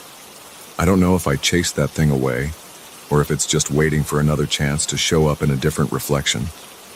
I can still feel its eyes on me sometimes, like a lingering pressure on my shoulders. I'm not sure if it's my nerves or something else. All I know is that I don't trust any reflective surface in this apartment anymore. I keep thinking about leaving, but I'm too wired to step out. Maybe I'll grab my coat, pack a bag, and just walk out the door. Or maybe I'll get rid of every mirror in this place, throw them all out, and hope that thing can't follow me. Right now, I'm just trying not to look too long into any mirror. I'm scared that if I see that figure again, it'll be the last time I recognize which one of us is real.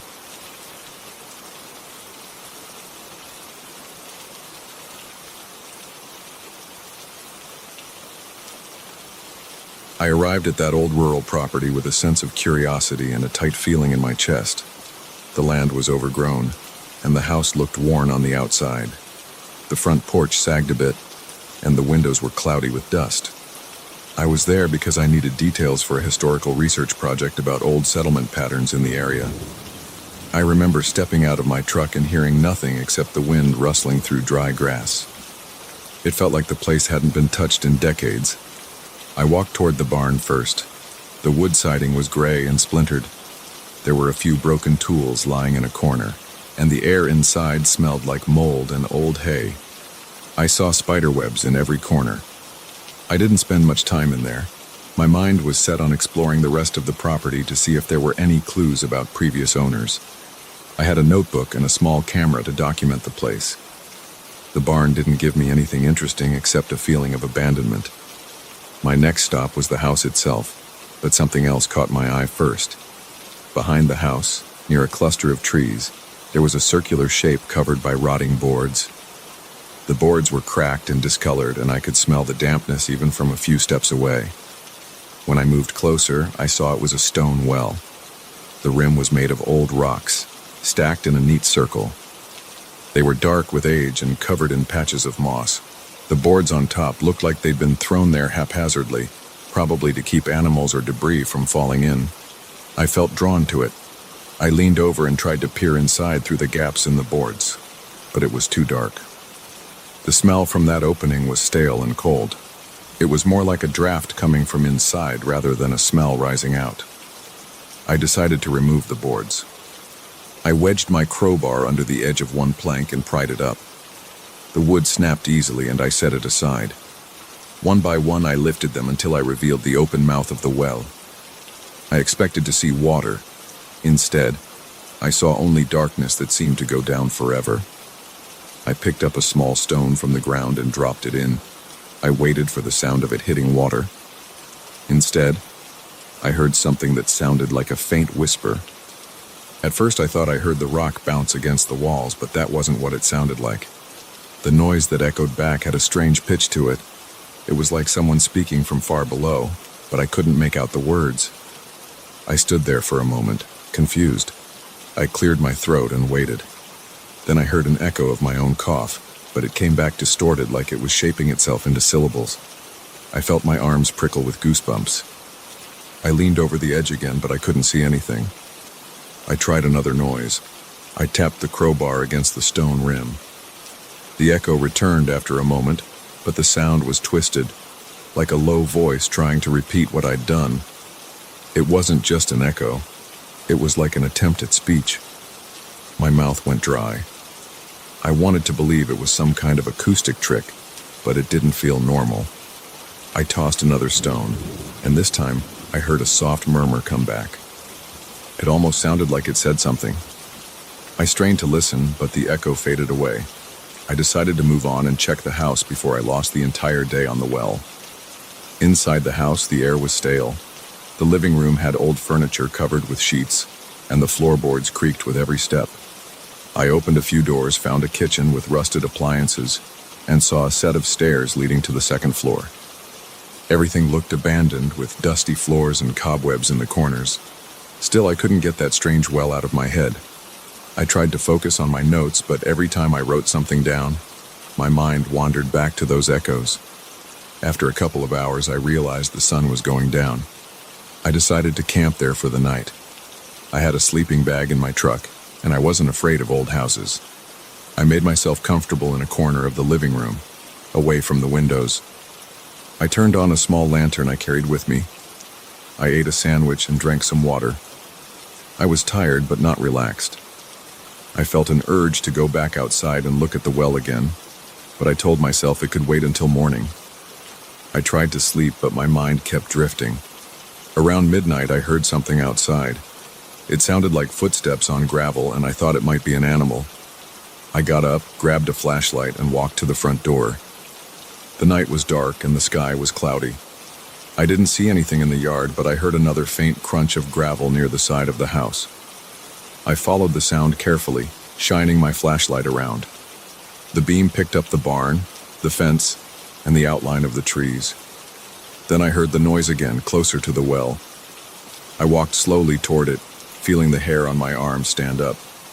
My heart was thumping so hard that I couldn't hear much else. I aimed the flashlight at the well. The stones looked the same, the boards still piled to the side. Then I heard a soft voice. It sounded like it was coming from the hole. It said my name. It was distorted, like someone was whispering through a broken speaker, but it was definitely my name. I froze. I thought I might be imagining things, but the voice spoke again, the syllables strained and echo-like. It made the back of my neck tingle. I went right to the edge and aimed the flashlight down. The light only reached a few feet before the darkness swallowed it up. I couldn't see the bottom. I waited, but I didn't hear anything else. No footsteps, no rustling, just the night wind and my own breath. My hands were shaking a bit, so I backed away. I tried to calm down by telling myself it could be some echo phenomenon. But hearing my own name? That felt wrong. I returned to the house and locked the door, as if that would help. I sat in the living room for hours, listening for more sounds. Finally, I dozed off around dawn. In the morning, I decided I'd had enough. But I also felt an urge to investigate. I had come there for research, but now I wanted to understand what was happening with that well. I thought maybe there was some hidden chamber, or something that caused these unusual echoes. I walked back outside after a quick breakfast of dried fruit. The sun was up and everything looked normal. The well was just a hole with stone walls, open to the sky. The boards I'd removed were still lying to the side, warped and damp. I leaned over the edge and called out, "Hello?" My voice echoed back after a moment, but it was faint. It didn't repeat my name this time. I felt a mix of relief and disappointment. I took out a length of rope I had in the truck. I tied one end to a sturdy fence post and pulled on it to test its strength. My plan was to lower myself just a little bit inside to see if I could see any ledges or openings. My heart pounded in my chest as I secured the rope around my waist and carefully eased myself over the rim of the well. The inside walls were cold and damp to the touch. They were made of the same stacked stones, only slicker. I moved down a few feet, shining my flashlight. I couldn't see much, just more darkness. The air smelled stale like trapped earth. I made a few attempts to tap on the walls to check for hollows. The sounds echoed, but nothing strange echoed back right then. I felt uneasy hanging there, so I climbed back up. My arms were trembling from the tension. When I reached the top, I sat on the grass, breathing hard. I couldn't explain what I'd heard the night before. Maybe I'd been tired and overheard the wind. But I knew I heard my name. That wasn't normal. I spent the rest of the day looking around the property for any sign of records or old papers. I searched the house, the attic, and the barn. I found a few dusty ledgers in the attic, but they were incomplete and didn't mention anything about a well. I tried to distract myself with this work, but I kept glancing at the window. The well was always on my mind. By late afternoon, I felt restless. My heart would speed up whenever I remembered that distorted voice. When the sun went down, I sat on the front porch with a flashlight and waited. I don't know what I was expecting. Part of me wanted to hear the footsteps again so I could catch whatever was out there. Part of me wanted silence. The night was quiet for a long time. Then, around midnight, I heard it. Slow, deliberate steps near the well. I stood up and walked toward the sound. My flashlight beam shook in my hand. I shined it around, but I didn't see anyone. The steps stopped when I got close. My breath was shallow and my hands were sweating. I stepped up to the well and peered over the edge. I whispered, "Is anybody there?" The echo came back, but it was just my whisper repeated in a jumbled way. I waited, my eyes scanning the darkness. Then I heard something inside. It was like a low murmur, followed by a gentle scraping sound, like something shifting against the stone. I leaned forward. My foot slipped a little on the loose gravel, and I had to steady myself with one hand on the rim. My heart was pounding like a drum in my ears. The voice spoke again, and it used my name. It sounded closer this time, not as distant as before. It was still distorted, but I caught the exact syllables of my name. The hair on my neck stood up and I felt a chill race through my entire body. I couldn't bring myself to speak. I just stood there, breathing heavily, trying to process what I was hearing. The voice repeated my name once more, dragging out the last letter in a strange hiss. Then I heard a light scuffling noise, like feet shuffling on stone far below. My hands were shaking so badly that I dropped the flashlight. It clattered against the edge and bounced down into the darkness. I heard it hit something, and for a moment I saw the faint glow of it shining on the rough walls. Then it disappeared. I considered finding a rope and going down after the flashlight, but I wasn't thinking clearly. My gut told me that I shouldn't do it. I couldn't see anything, and I felt exposed, leaning over the edge. Then I noticed something else. There were faint footprints in the dirt near the well. They were shaped like normal shoes, but I couldn't tell if they were fresh or old. The ground was soft from the recent rain, so they looked new to me. My head started to ache, and I felt a weight in my stomach. It didn't make sense. Nobody was supposed to be on this property except me. I heard another scraping noise inside the well. It sounded like something brushing against the stones. There was a short pause, then a whisper. It was too soft to understand, but it felt like a question or a command. I felt this strange pull, like I was being drawn closer. My feet inched forward on their own. I realized I was leaning toward the well mouth again. I forced myself to step back. I couldn't stand out there any longer. I raced to the house, got inside, and locked the door. I spent the rest of that night with my back against the wall, holding another flashlight and a hammer for protection. I heard more footsteps outside, circling the well. They stopped occasionally, then started up again, always close to that stone ring. When the first light of dawn came, I walked out onto the porch. The morning air felt cool and a light fog covered the ground.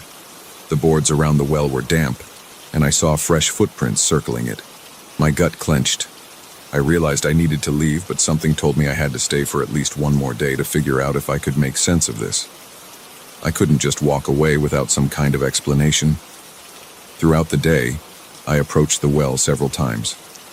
I tried speaking into it, tapping on the stones or dropping small rocks. Sometimes I'd hear nothing.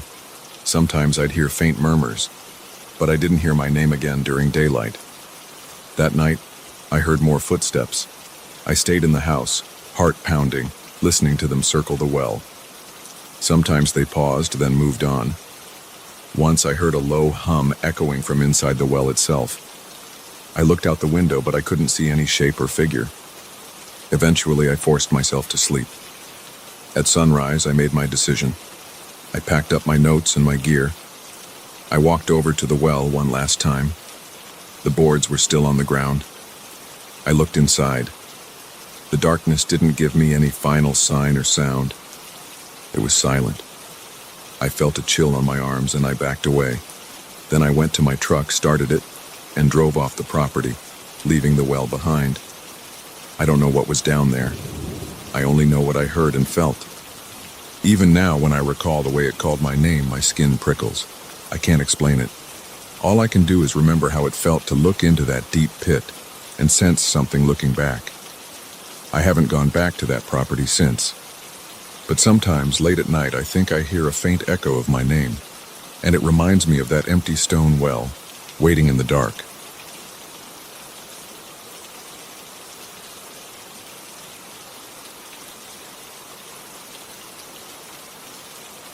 I still remember the day I first saw that rocking chair at the estate auction. The place smelled like old wood and dust, and the crowd was scattered around looking for bargains. I walked in without any specific plan. Then I spotted the chair. It was tucked away in a corner, surrounded by a few side tables and mismatched lamps. The wood had scratches, and the seat cushion looked faded. But something about the shape and the smooth curves caught my attention. I ran my hand along the back. My fingertips picked up a slight grain that felt solid under my touch. I didn't even try to haggle much when bidding started. I just wanted it. By the end of the auction, it was mine. I drove home feeling satisfied, like I had snagged a piece of history. The auctioneer mentioned the chair came from a rundown house in the countryside. He didn't say much else, but he gave me a look when I told him I wanted it. I didn't ask questions. I drove back, got the chair into my living room, and placed it near the window. I remember the soft scraping sound as I slid it across the floor. I liked how it looked. It gave my living room a rustic feel that I hadn't realized I missed. I usually keep my living room quiet. I read there sometimes or watch a bit of TV. The first time I noticed something off was late at night, a couple of days after I brought the chair in. It was around midnight. My house was silent, no traffic outside. I was half asleep on the couch. Then I heard a faint creaking noise. It sounded like an old hinge opening and closing. It was rhythmic and slow. At first I thought it was a branch tapping on the window, or maybe the floor settling. But the sound was too even. I looked across the room and saw the rocking chair moving just a bit. It was slight, but there was definite motion. I sat up and stared at it, trying to see if a draft or something else could be responsible. The window was closed. The air felt still. A little chill ran through my arms, and I felt the hair on my neck prickle. I walked over to the chair and touched it. The wood felt cool, and the chair stopped moving the second my hand rested on the back. I looked around, feeling a bit foolish. I told myself maybe I'd bumped the floor somehow when I stood up. I didn't see anything else that made sense, but I let it go. I headed to bed, feeling uneasy but not scared. I fell asleep reminding myself that old furniture sometimes makes noises. Wood expands or the frame shifts. I convinced myself it was normal. A few days later, I was sitting in the rocking chair, testing it out while sipping some coffee in the late afternoon. The chair was comfortable enough, though the cushion felt a bit stiff. As I leaned back, a strange feeling crawled over me.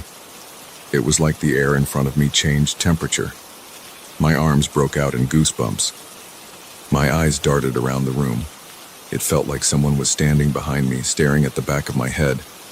My heart thumped, and I glanced over my shoulder, but nothing was there. The sense of being watched stayed even when I tried shifting in the seat. I ended up setting my coffee cup on the table and standing up. The uneasy sensation faded as soon as I left the chair. I tried to forget it and went on with my day, telling myself I was overthinking. One night I was watching a late-night movie. The rocking chair sat in its usual spot, facing the TV area. Around 10:30 I heard that creak again. It wasn't loud, but it was noticeable. My eyes shifted to the chair.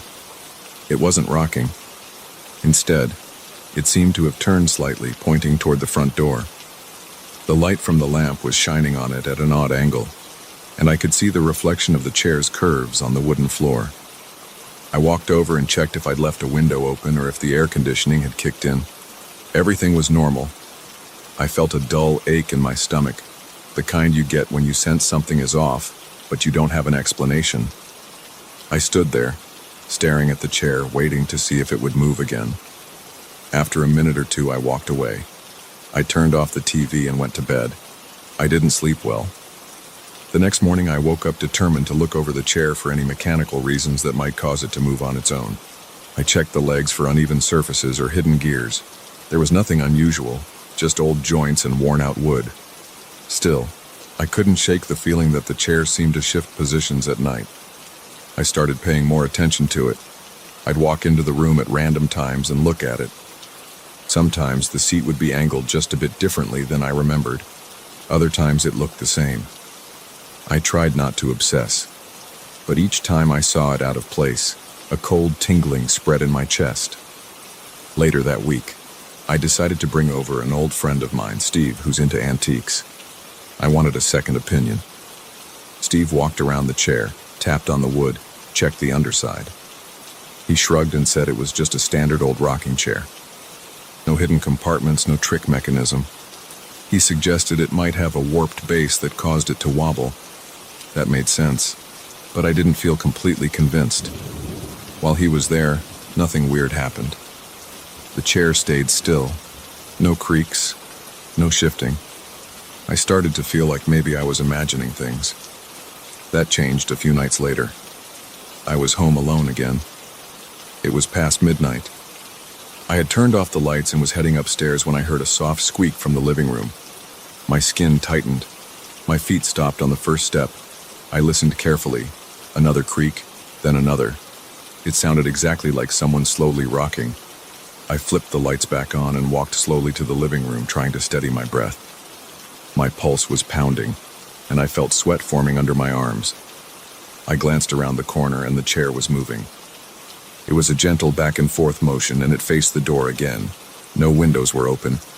The fans were off. I could hear the wood flex with each rock. I stood there, unable to move. My heart pounded. My hands felt clammy. I stared at the seat, expecting to see someone. After a few seconds, the chair stopped. It didn't slow, it just froze. I blinked, and it was motionless. The only sound left was my breathing. I didn't sleep much that night. I tossed and turned, imagining the chair shifting on its own. Every bump in the house made me jump. In the morning, I woke up late and went to work feeling exhausted. During the day, I could almost laugh it off. It's just a chair, I'd tell myself. By the time I got home, though, I felt tense again. I walked into the living room, half expecting to see it turned in some strange direction. But it was in the same spot I left it. Everything felt normal for a while. I ordered some takeout, ate in front of the TV, and tried to wind down. It must have been around 10 o'clock when the house got quiet. The air felt heavy. I decided to sit in the rocking chair. Maybe if I confronted it head-on, I'd figure out if I was losing my mind. I settled into the seat, resting my elbows on the arms. For a few minutes, it felt okay. Then a chill crept over my right shoulder. My stomach tensed up. I tried to ignore it, but my chest started to tighten. My eyes darted around the room. The light seemed dimmer than usual. My breath got shallow. I felt like someone was hovering next to me just out of sight. My hands gripped the arms of the chair. My heart rate climbed. I stood up and walked to the couch. The tension lessened right away, like I'd stepped out of a freezer into a normal room. I felt relieved, but my back was damp with sweat. The real scare happened a few days later. It was around midnight. I was getting ready to turn off the TV when I felt a sudden drop in temperature. The air felt icy against my arms. My breath caught in my throat. I heard a quiet squeak from behind me. I turned around, and in the faint glow of the hallway light, I saw a shape. It was a man, probably in his 70s. Thin arms, stooped shoulders, wearing what looked like old-fashioned clothes. He sat in my rocking chair, moving it back and forth in a slow, deliberate motion. My stomach lurched and my legs felt weak. I froze, staring at him. I couldn't make out his face well, but I saw the outline of his eyes. They seemed to be fixed on the front door. I stood there, heart hammering. A shiver rushed over me. My eyes teared up, and I felt a pulse in my temples. Then, as fast as I saw him, he was gone. The chair kept rocking for one more second, then stopped. I exhaled so hard that my chest hurt. My whole body shook. My first thought was that I was hallucinating.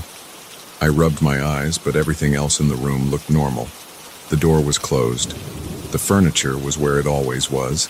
The house was silent, but I could still feel that chill in the air.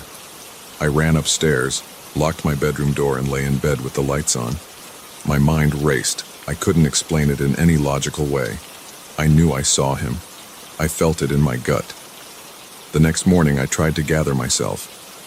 I went downstairs, half expecting the chair to be in a strange position, but it looked normal.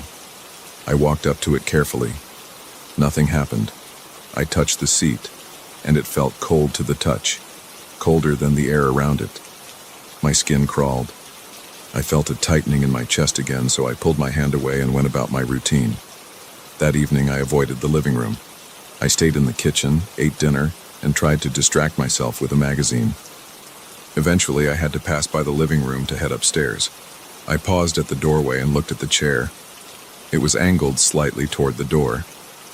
It didn't move. I still felt my pulse thumping in my throat. I started noticing a pattern over the next several days. The chair would act up at odd hours, mostly late at night or early in the morning. Sometimes it would make a soft, repetitive creaking sound, like someone gently rocking. Other times I'd find it pointed at the front door as if waiting for someone. Sitting in it gave me that crawling sensation every time. I couldn't last more than a minute before standing up. I'd check behind me, check the corners of the room, then head upstairs, my shoulders tense.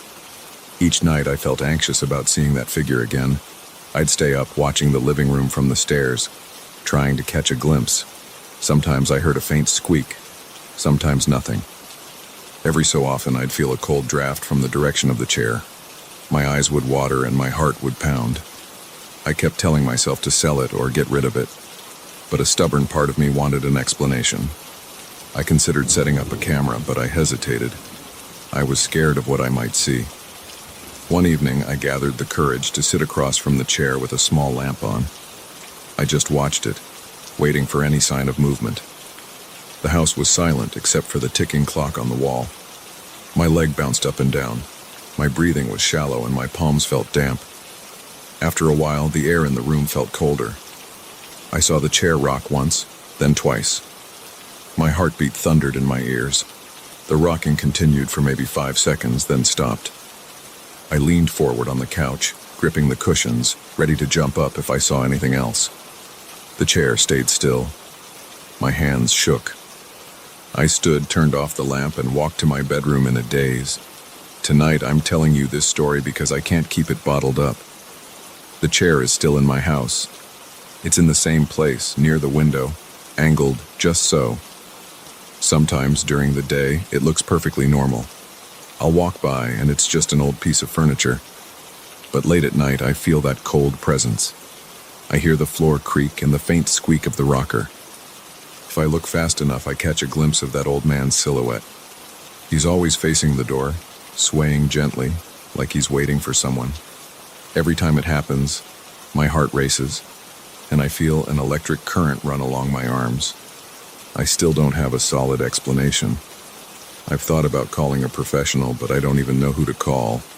A furniture restorer, a paranormal investigator. Right now, I'm stuck with this bizarre situation.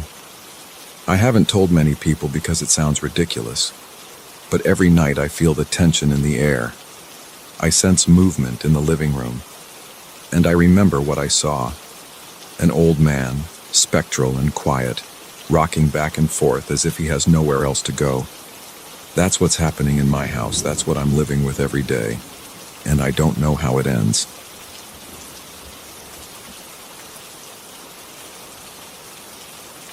I pulled up to the front gate of the mansion at dusk, my car headlights catching the old iron bars and thick stone pillars on either side.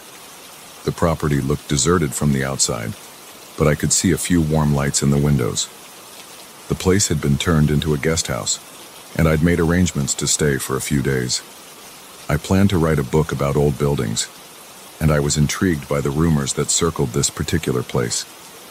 People said they sometimes heard voices in the walls and felt strange chills in the hallways.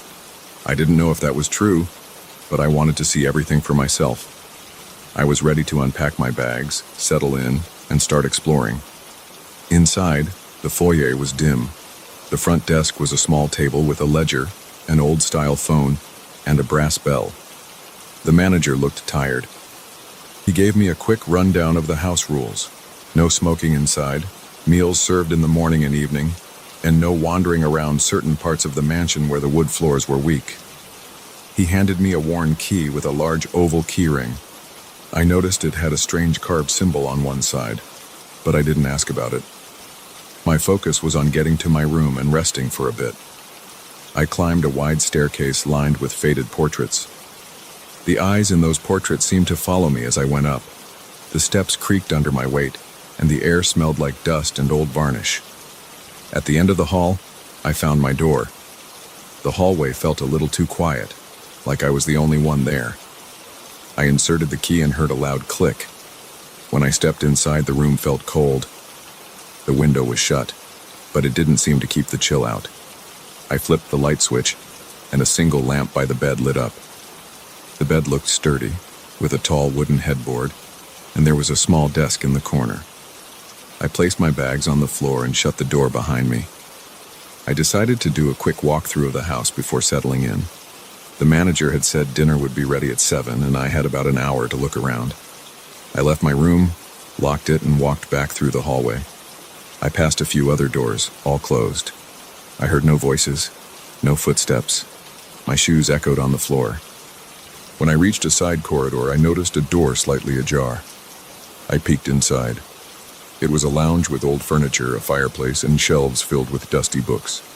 A single overhead light was on, casting weak illumination over the chairs. I stepped in and looked around. The air felt stagnant, and I caught a faint, musty odor, like wet paper. I spotted a set of letters on a small coffee table. They looked old, so I picked them up. The envelopes were yellowed, and the ink on the addresses was fading. I wanted to read them, but I figured they might belong to the house records. I set them down and made a mental note to ask the manager about them later. Then I heard a soft creak behind me. I turned, but no one was there. A few minutes later, I found the dining room. It was empty, with a large wooden table and a row of chairs. The table had a dull sheen, and the lighting was dim. I could smell something cooking from the kitchen, probably soup or stew. I felt my stomach rumble, so I decided to wait there for dinner. As I stood by the window, I looked out at the dark garden. Tall hedges and twisted trees stood like shadows in the distance. My phone buzzed in my pocket, but there was no signal. I cursed under my breath. Maybe it was a glitch or just this old building messing with my reception. After dinner, which was a simple meal of soup, bread, and some vegetables, I headed back to my room. The manager told me that I could wander the halls if I wanted, but he advised me not to go to the basement or the west wing. He said those areas were under renovation and not safe.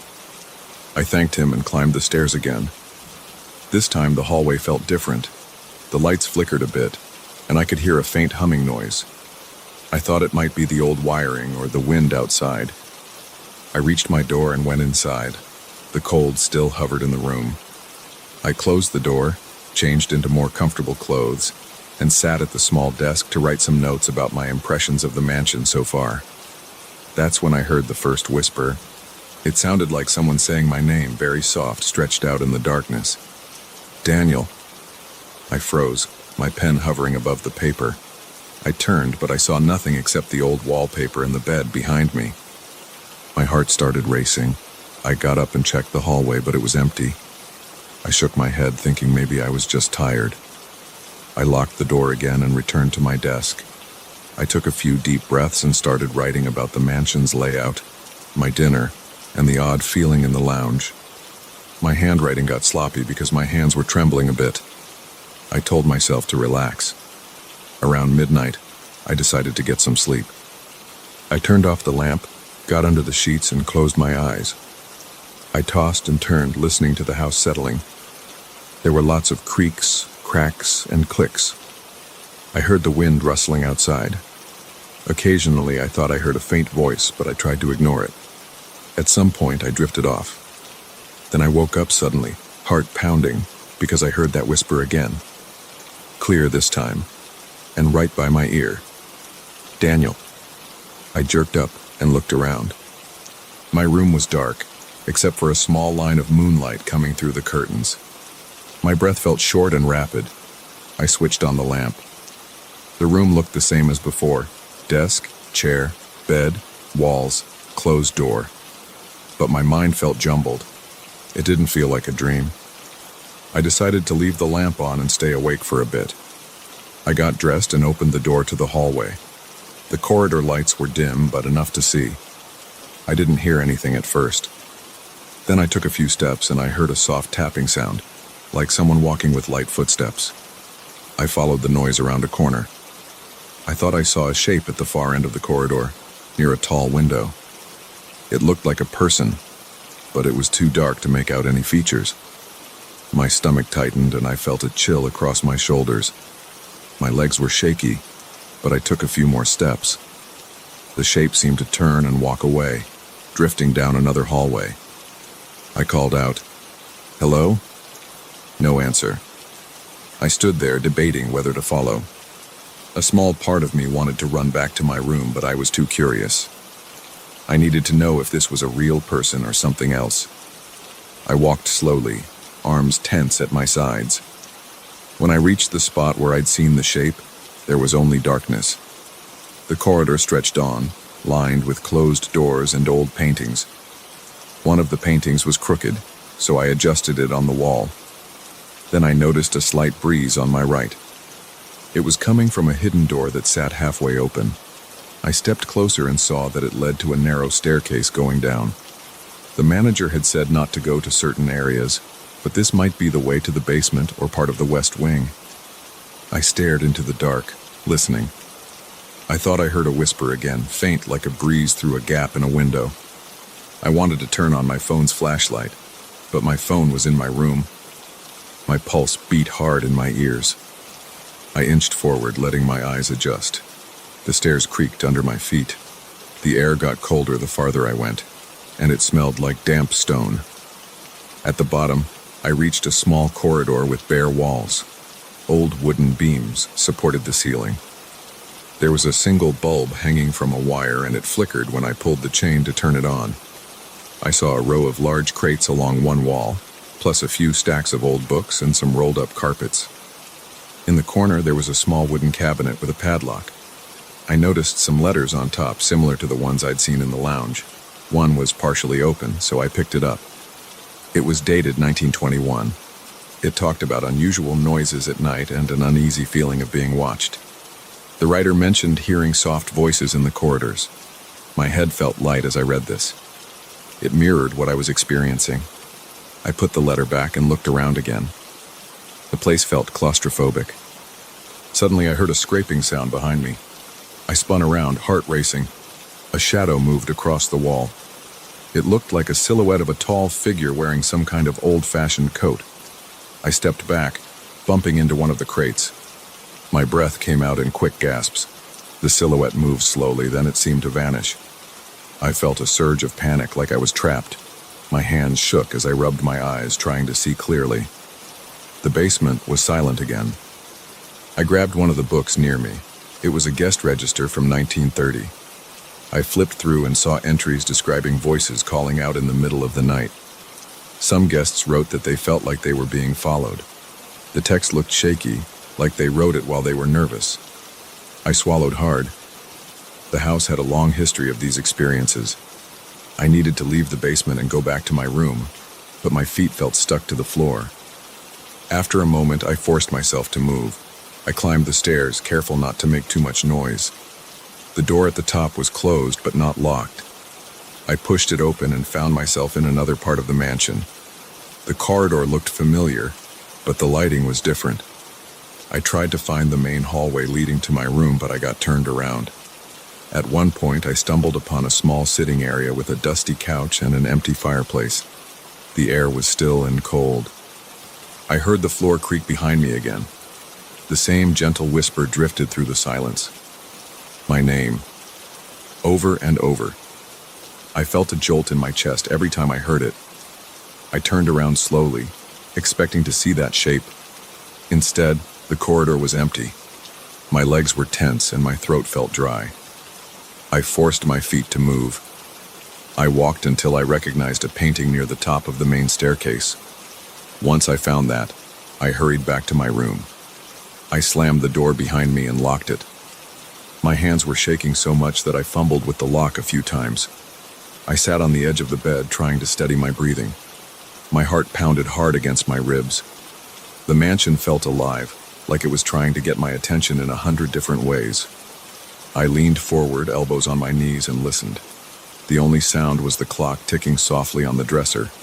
I waited, expecting another whisper. Nothing came. Eventually, I lay down, not bothering to undress. I kept the lamp on again. My eyes burned from being so tired, but my mind was racing. I thought about all those letters describing the same things I was experiencing. The hushed voices, the feeling of being watched, the cold spots. It was all real, or at least it felt real. I wondered if the figure wanted to show me something or tell me something, but I had no idea how to respond. I closed my eyes, forcing myself to rest. When morning came, the light through the curtains woke me. I realized I'd fallen asleep for a couple of hours, still dressed with the lamp on. My neck felt stiff, and my back ached. I got up, splashed water on my face in the small bathroom, and checked my reflection. My eyes were red, and I had dark circles. I felt groggy. I thought about leaving the mansion altogether, but I had research to do. I had come here for a reason. and I wasn't sure if I'd ever get another chance to explore a place like this. I also wanted answers about the whispers. Part of me was terrified, but part of me was drawn to it. I went downstairs for breakfast. The manager asked if I'd slept well. I hesitated, then just nodded and said everything was fine. He told me there were some old records in the study if I wanted to look at them for my book. I finished my meal quickly and headed in that direction. The study was near the lounge, and it had tall shelves lined with ledgers, photos, and newspapers about the mansion's past. I opened a few dusty books and found references to guests complaining of strange voices and moving shadows. One entry described a figure in the corridors, tall and silent, as if guarding something. It felt unsettling to read about the same thing I'd seen. While I was flipping through the pages, I heard a tap on the window. I turned to see if it was a branch or something else, but there was nothing there. My shoulders tensed again. I checked the time. It was still mid-morning. The manager told me he needed to run some errands, so I'd be alone in the house for a while. That made my stomach tighten. But I stayed in the study, searching through old documents. I found a folder with guest testimonials. Many described insomnia, sudden chills, and the sound of a voice calling their names. Some had left the mansion earlier than planned because they couldn't handle it. Others believed they were imagining things. I heard footsteps outside the study. I called out, but no one answered. I walked to the door and peeked into the hallway. I saw that shape again at the end of the corridor. This time it stood still, facing me. I couldn't see a face, only a dark outline. My pulse hammered. I took a small step forward and it lifted an arm pointing to the side. The movement looked deliberate, like it wanted me to follow. My skin crawled, my breathing sped up, but I stepped out of the study. The figure moved to the left, heading toward a door that I assumed led to the west wing. I walked carefully, maintaining some distance. When I rounded the corner, the corridor was empty. The door was slightly open, leading to a space that was roped off. I lifted the rope and stepped through. Dust covered every surface and the windows were boarded up. It was chilly and dark, but I felt a breeze from somewhere. I took slow steps, scanning the room. I saw old furniture, white sheets draped over chairs, and some scattered letters on the floor. As I bent down to pick up a letter, I heard a whisper from behind me. My name again, soft and urgent. My muscles tensed, and I turned quickly. The shadow stood only a few feet away. I could feel cold air radiating from it.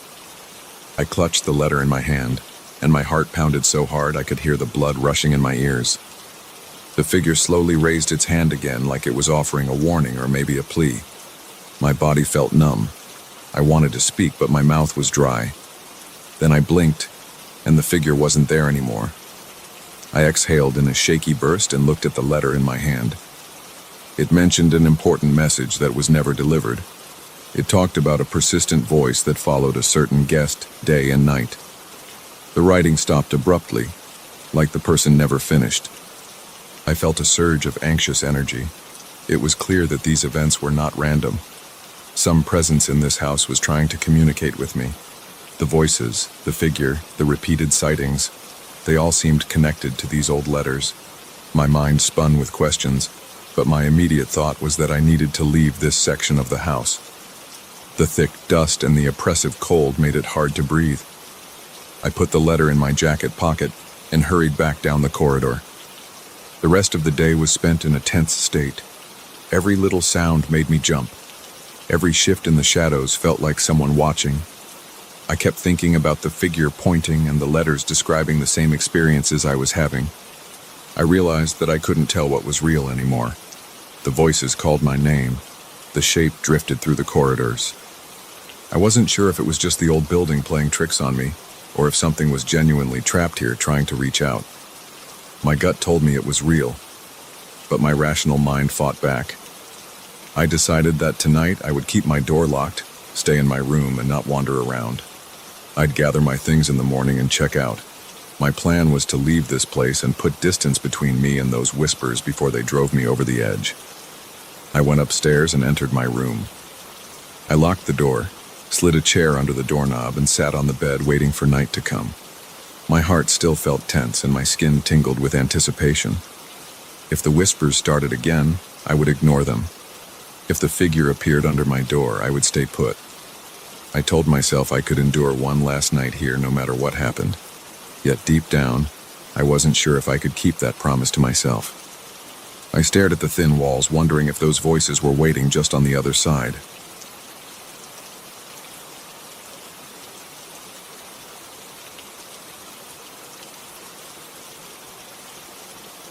I didn't believe in strange energy or paranormal things before I brought that painting into my home. I'd heard stories about objects that carried a certain weight, but I always brushed them off. That changed the moment I unwrapped the old frame I inherited from my uncle. It was a large painting of a field of wildflowers under a bright sky. It looked harmless at first. I remember setting it against the wall in my living room, thinking it would add some color to the space. I hung it above the sofa, then stepped back to look at it.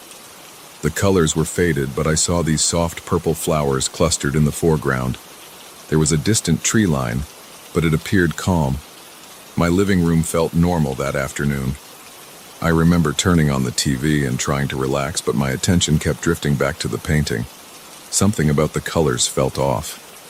There was a cool draft in the room, even though I'd closed all the windows. I shrugged it off as a minor house quirk. It was just an old place after all. The next morning, I woke up and walked into the living room. The painting looked different. I stared at it for a good minute, my eyes trying to figure out why.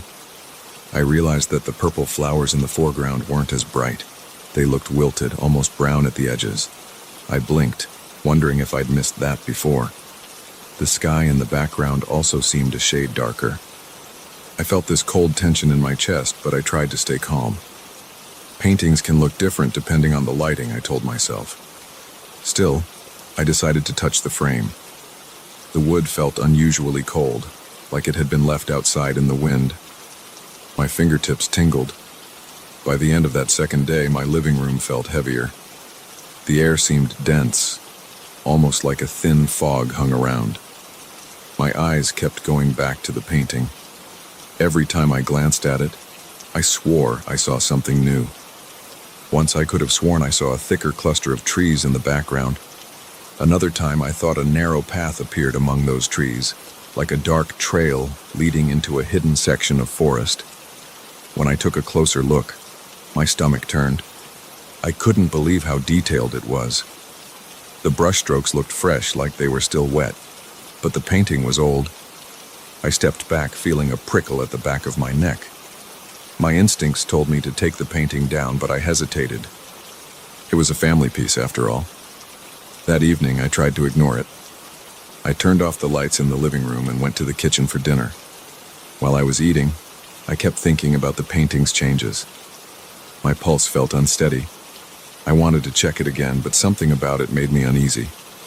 After I finished, I walked back, turned on the light, and looked at the painting from the doorway. It was dark in the field now. The sky was an odd, murky shade of gray. The flowers looked drained of color. I felt a chill on my arms. I rubbed them, trying to warm up. The air smelled musty, like wet soil. I couldn't figure out where that scent was coming from. The rest of the house smelled normal. On the third day, I woke up earlier than usual. I was sweating even though my room wasn't hot. I went straight to the living room. The first thing I saw was the painting. The flowers in the foreground had lost all their color, and they looked droopy. The tree line in the back looked more pronounced, and the branches had a twisted look. My skin crawled. My heart pounded in my chest. I checked the frame with a small flashlight, trying to see if there was any sort of hidden mechanism. I didn't find anything. The surface of the painting felt unnaturally cold. I pulled my hand away when a sharp, tingling sensation ran through my fingers, like an electric charge. I stood there, breathing hard. I kept asking myself if I was imagining things. Paint doesn't just change. Frames don't give off cold energy. I circled the painting, looking behind it. There was only the wall. No weird wiring, no hidden compartments. I left it hanging there, but a part of me wanted to rip it down and throw it away. Another part of me couldn't let it go. I felt this odd pull toward it, like I needed to check it every few minutes. My stomach felt tight, and I noticed I was clenching my jaw more often. Later that afternoon, I had a friend over to watch a game on TV. He noticed the painting right away. He said it gave him chills. He looked at me with his eyebrows raised. "Where'd you get that?" he asked. I told him it was an inheritance from my uncle. He whistled and said something about it feeling cold in the room. I tried to laugh it off, but I felt sweat forming on my forehead. We watched the game for a while, but every so often I'd catch him glancing at the painting. Finally, he got up to leave, complaining that his arms had goosebumps. After he was gone, I stared at the painting again. I noticed the trees in the background had somehow gained more detail. They looked knotted and dark, almost like old bones. I felt a jolt of nausea. I had to sit down. That night, I attempted to cover the painting with a heavy blanket.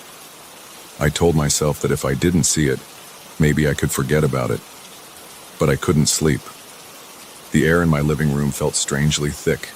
I lay in bed and stared at the ceiling. Around 2 a.m., I got up, walked into the living room, and turned on the lamp. The blanket had slipped off the painting. The lower half was exposed. I moved closer, even though my hands were shaking. I saw the field was darker. The flowers looked like they'd crumbled. The sky was now a deeper shade of gray, almost black near the top. My breath caught in my throat. I touched the frame again. It felt like ice. My teeth started to chatter, and my heart pounded so loud I could hear it in my ears. On the fourth day, I woke up with a stiff neck. My entire body felt tense. I walked straight to the painting, pulled it off the wall, and placed it face down on the floor. Then I took an old sheet and covered it completely. I didn't want to look at it anymore. I tried to go about my day. I cleaned the living room, rearranged furniture, and tried to keep busy. But my mind kept drifting back to that painting. My ears picked up this faint hum, like the sound of a distant fan, but I couldn't figure out the source. I followed the noise, and it seemed loudest near the covered painting. I lifted the sheet a bit. The noise stopped. My pulse raced and I felt sweat on my neck. I let the sheet drop, then hurried out of the room. That evening I sat in the dark, trying to watch a movie. I couldn't concentrate. I paused it and listened to the house. Everything else felt silent, but I sensed movement in the living room, like a slight shift in the air. I grabbed a flashlight and went to check. The sheet was still there, but it looked disturbed, like it had been moved.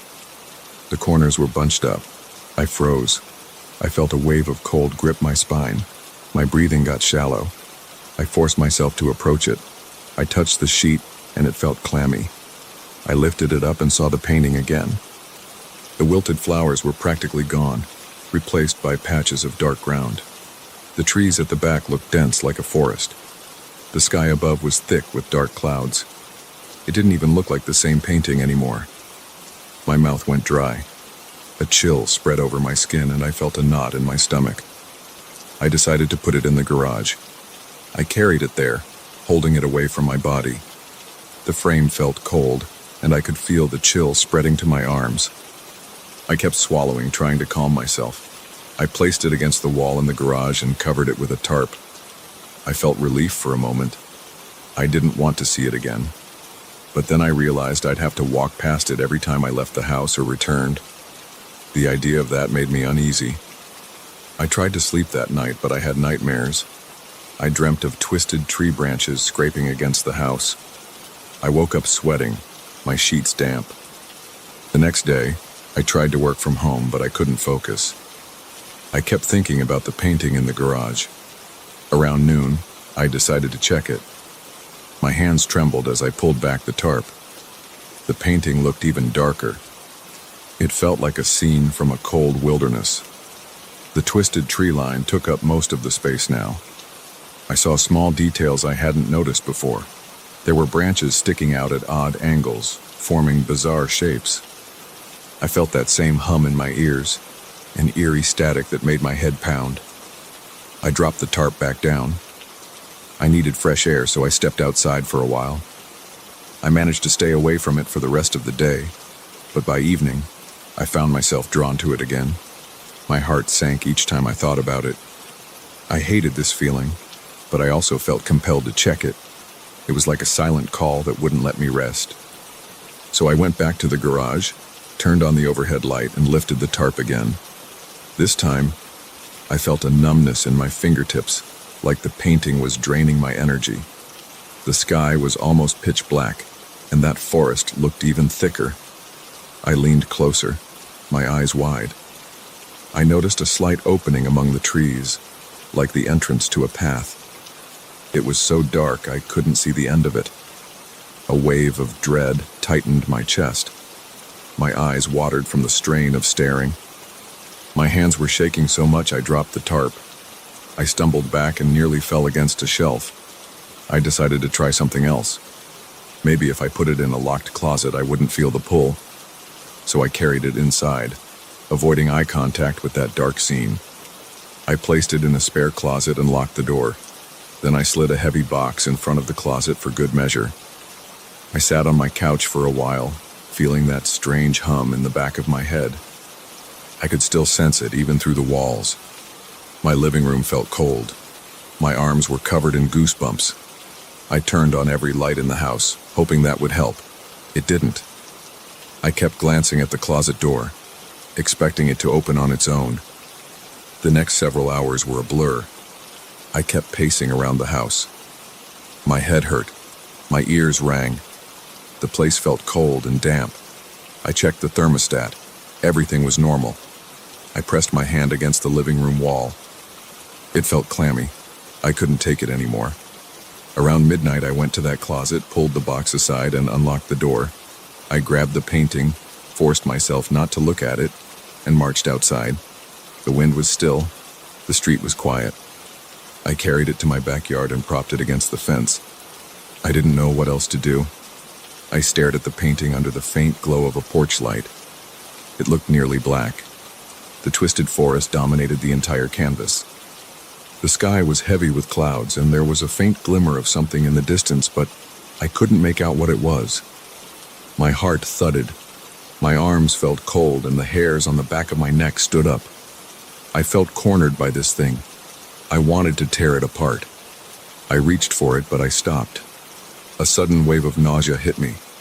I thought I would vomit, so I took a few steps back, bending over to catch my breath. My skin prickled with sweat. I had to get it away from me, but I couldn't bring myself to destroy it. Something in my mind said that was a bad idea. I was too overwhelmed to think clearly. I left it there, leaning against the fence. I hurried back inside, locked the door, and tried to calm down. My heartbeat felt irregular. I grabbed a glass of water and nearly dropped it because my hands were shaking so badly. I sat on the floor of my living room, pressing my back against the sofa. I stared at the front door, half expecting the painting to reappear. I stayed like that for an hour. My breath was shallow, and I tried not to panic. I felt cold. My stomach was knotted. There was no logical explanation for any of this. By early morning, I mustered enough courage to open the back door and peek out. The painting was still there, resting against the fence. I didn't approach it. I could feel that chill emanating from it, even from several feet away. My body tensed up as I stared at it. The forest in the painting looked alive, the branches bent in weird angles. The field at the bottom was practically gone, replaced by bare ground. I could see smears of color that reminded me of dried mud. Right now, I don't know what to do with it. It's still out there, and I'm inside trying to keep my thoughts straight. The feeling of unease hasn't left. The house still feels cold. My skin tingles when I think about that painting. I'm afraid to look at it again, but I also can't stop checking on it. Part of me wants to destroy it, but a stronger part of me feels like that might make things worse. I have no proof of that. It's just a feeling, something in my gut that says, if I break it, I'll regret it. I never asked for this. I never wanted an old painting. But it's here now, changing, and I can't explain how or why. That's where I stand, stuck in my own home, staring at a painting that seems to be painting itself. Every day it grows darker, as if someone is working on it from the inside. I can't stop looking at it, and I can't bear to keep it around. My body feels weak, and my nerves are shot. I'm telling you this because I need someone to hear it. I don't have answers. I just know that something about that painting is wrong. I've never felt this kind of cold energy in my life. It's suffocating. Now I'm sitting here trying to keep my mind steady, unsure of what tomorrow will bring, but certain that I can't pretend it's just a painting anymore. It's something else, and I can't escape it.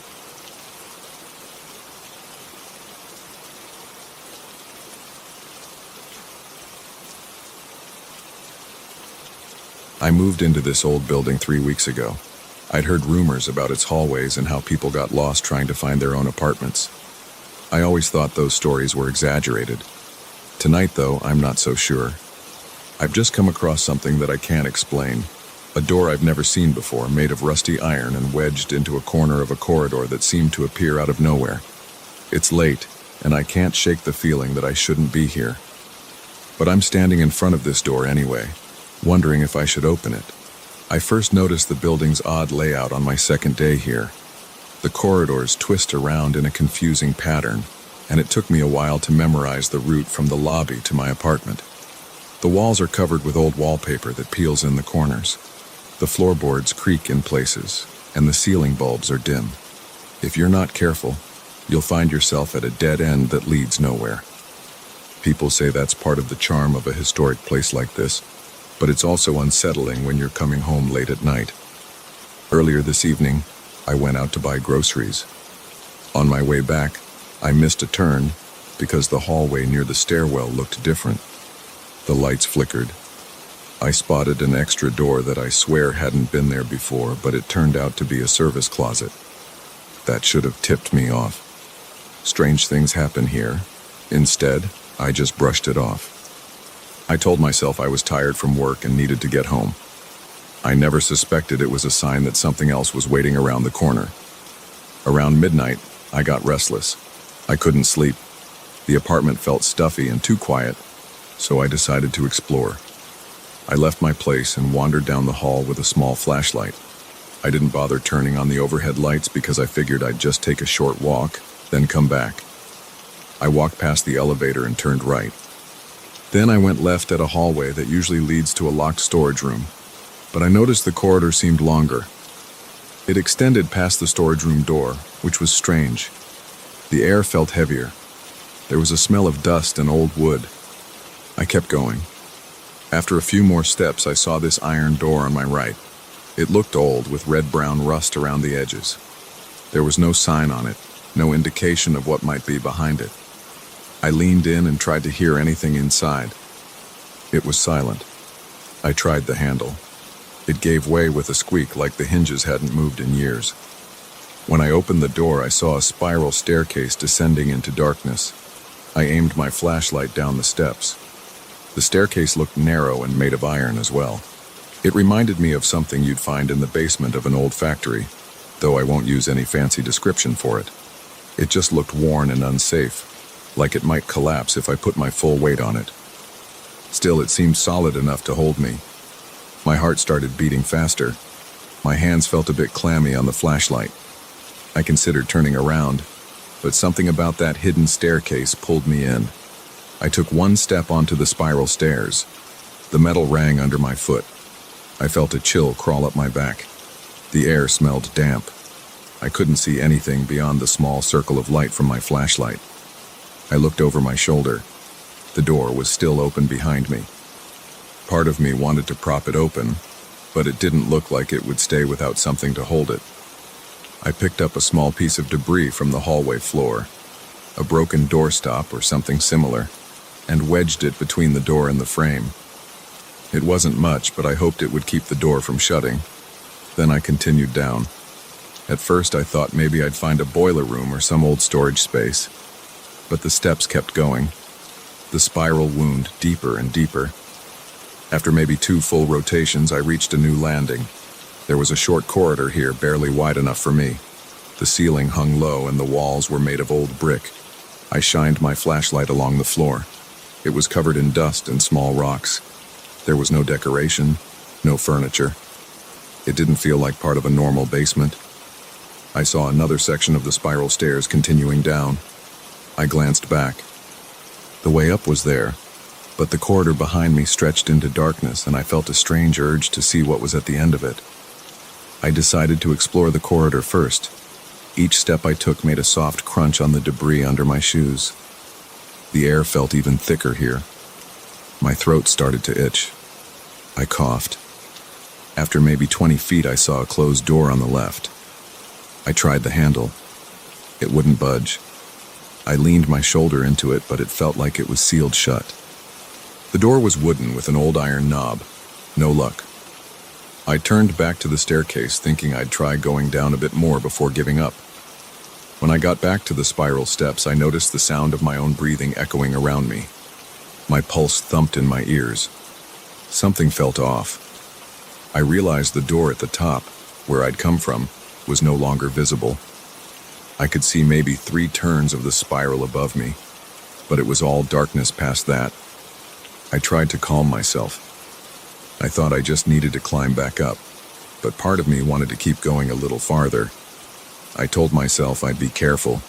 I told myself I'd turn around as soon as I felt anything too weird.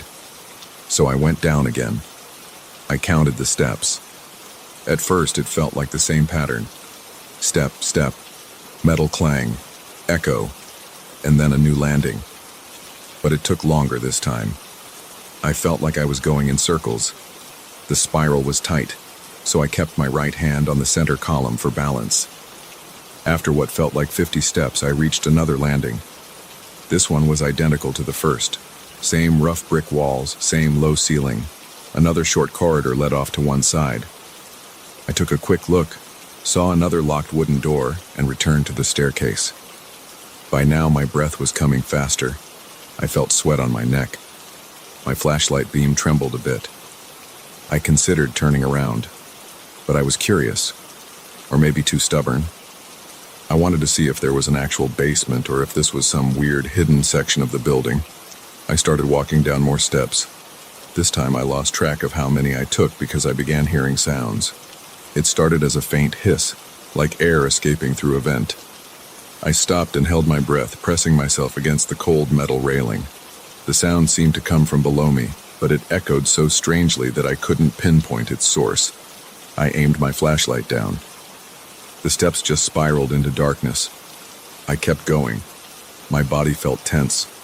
My shoulders were tight. My mind started playing tricks on me. I thought I saw shapes moving at the edge of the flashlight beam, but it was just the curve of the stairs and the faint shadows. After a few more rotations, I arrived at another identical landing. I realized the layout was repeating. Each landing had the same corridor, the same locked door, the same low ceiling. It made no sense. I was expecting some kind of basement level or a sign that I'd reached the bottom, but there was nothing except more stairs going down. The hissing sounds got louder. I thought I heard whispers hidden in the echoes. Short bursts of noise that sounded almost like words, but I couldn't make them out. My skin prickled. My heart pounded so hard I could feel it in my temples. I flicked the flashlight around quickly, but there was nobody there. The corridor looked empty. The locked door sat at the end like a dead end. I called out, "Hello?" But the sound died fast. My own voice bounced back at me, sounding strange. I wiped sweat from my brow and told myself to turn around.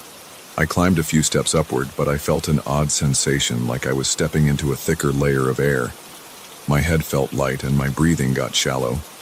I paused, leaning on the rail. I heard the hissing again, louder this time. My hands were shaking. I aimed the flashlight up. The spiral just kept going, but it felt darker. The metal steps looked narrower. I realized I wasn't sure how far I'd descended. It felt like forever. My sense of direction was slipping. I forced myself to keep climbing. I moved one step at a time carefully. I tried counting the steps to maintain my focus. 1, 2, 3. But after a while I lost count. The whispers echoed again, like they were circling around me. My flashlight started to flicker. I smacked it with my palm. It stayed on, but weaker. I thought about my phone, but I realized I'd left it charging in my apartment. That was stupid. Time passed in a blur. I kept climbing and climbing, but I never saw the door where I'd first entered. The landings all looked the same. Sometimes I turned to look down, but I didn't see anything except the swirl of steps disappearing into the dark. My footsteps echoed. My breathing sounded harsh.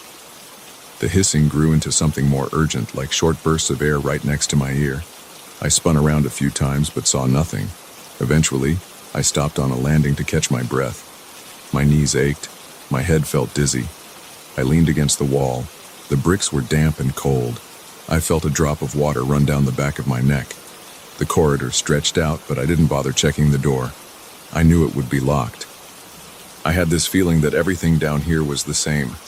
I started to wonder if the building was playing a trick on me, or if I'd wandered into some hidden part of it that never ended. I sat on the top step of the next flight and listened. The whispers seemed to come from far away now, but I could still sense them. Every few seconds there was a faint hiss or a soft murmur. My mouth was dry. I swallowed, but my throat felt scratchy. The flashlight was getting dimmer. I told myself I had to keep trying to get back up. I stood up and climbed again. My legs felt shaky. I gripped the railing. Every few steps I glanced around. The corridor on each landing looked the same. I tried kicking one of the doors in frustration, but it didn't budge. I yelled, "Help!" but it only echoed back. The sound felt hollow. My chest tightened. I realized I was panicking. I tried to slow my breathing, but the short, rapid gasps wouldn't stop. I'm not sure how long I kept at it. At some point, I lost track of which direction I was going. The spiral made me dizzy. I started thinking maybe I was going down instead of up. The landings blended together. My flashlight flickered out for a moment. I shook it until the beam returned, but it was weaker than before. My stomach churned. My shoulders burned with tension. My shirt was soaked with sweat. I took a break on another landing and pressed my ear to the locked door, hoping to hear something. Voices, pipes, anything. I heard a faint hiss, then a distant laugh that might have been my imagination. I jerked back. I felt my heart hammering. I stepped away from the door. I turned toward the stairs again, but couldn't decide which direction was up or down. I pointed my flashlight both ways. It all looked the same. The metal steps, the brick walls, the stale air. I felt trapped. I said out loud, "This has to end somewhere." My own voice sounded shaky. I picked a direction that I thought was upward and took a few steps. Then I stopped. The hissing noise swirled around me, as if it was coming from every side. My chest felt tight. My fingers were numb. I realized I couldn't see the place I'd come from anymore. The landings above and below merged into one continuous spiral of shadows. I started walking again, not even sure which way I was going. I just wanted to find a door that opened or a sign of an exit. The building had to have limits. There had to be a top or a bottom. But my flashlight's beam began to fade. The circle of light on the steps in front of me got smaller. I forced my feet forward. My lungs felt like they weren't getting enough air. I was hyperventilating. I tried to calm down, but the darkness pressed in from every side. After a few more steps, the flashlight died. Everything went black. My pulse thundered in my ears. I reached out, felt the center column of the spiral staircase, and tried to keep moving. Each time I put my foot on a step, I tested it carefully. I felt tears in my eyes, but I wiped them away. My mind was spinning with questions about how any of this could be real. But I kept walking, one slow step after another, hoping I'd eventually see some kind of light or reach a doorway that led out. I've been at it for what feels like hours. My throat is raw from breathing the stale air. My muscles ache. Sometimes I pause and listen, but all I hear is my own shaky breath and those soft hissing whispers in the distance. They never stop. They swirl around me, getting louder at times, then fading again. I try to talk to myself to stay focused. I say things like, "Stay calm, keep going." But my voice sounds small in this darkness. Right now I'm on another landing. The walls feel cold and damp, and I can't see anything. My flashlight is useless. My phone is upstairs in my apartment. I have no idea how to get out. I'm alone with these echoes. Every once in a while, I think I see a faint glow somewhere, but when I move toward it, it vanishes. My heart pounds so hard it hurts. The hissing gets closer, like breath on my neck, but there's never anyone there. I'm not sure how long I can keep climbing. My body is exhausted. My mind is reeling. I keep expecting to find a final door, or maybe the one I wedged open at the start, but it doesn't appear. I feel like I'm trapped in this spiral forever, with only these whispering echoes for company. I don't know if I'll ever make it back. I don't even know if there is a way back. All I can do is keep climbing and hope that somewhere up ahead, I'll find that rusted door that leads out of this nightmare. Until then, I'm stuck here in the dark, listening to the hiss of whatever lives in these endless stairs.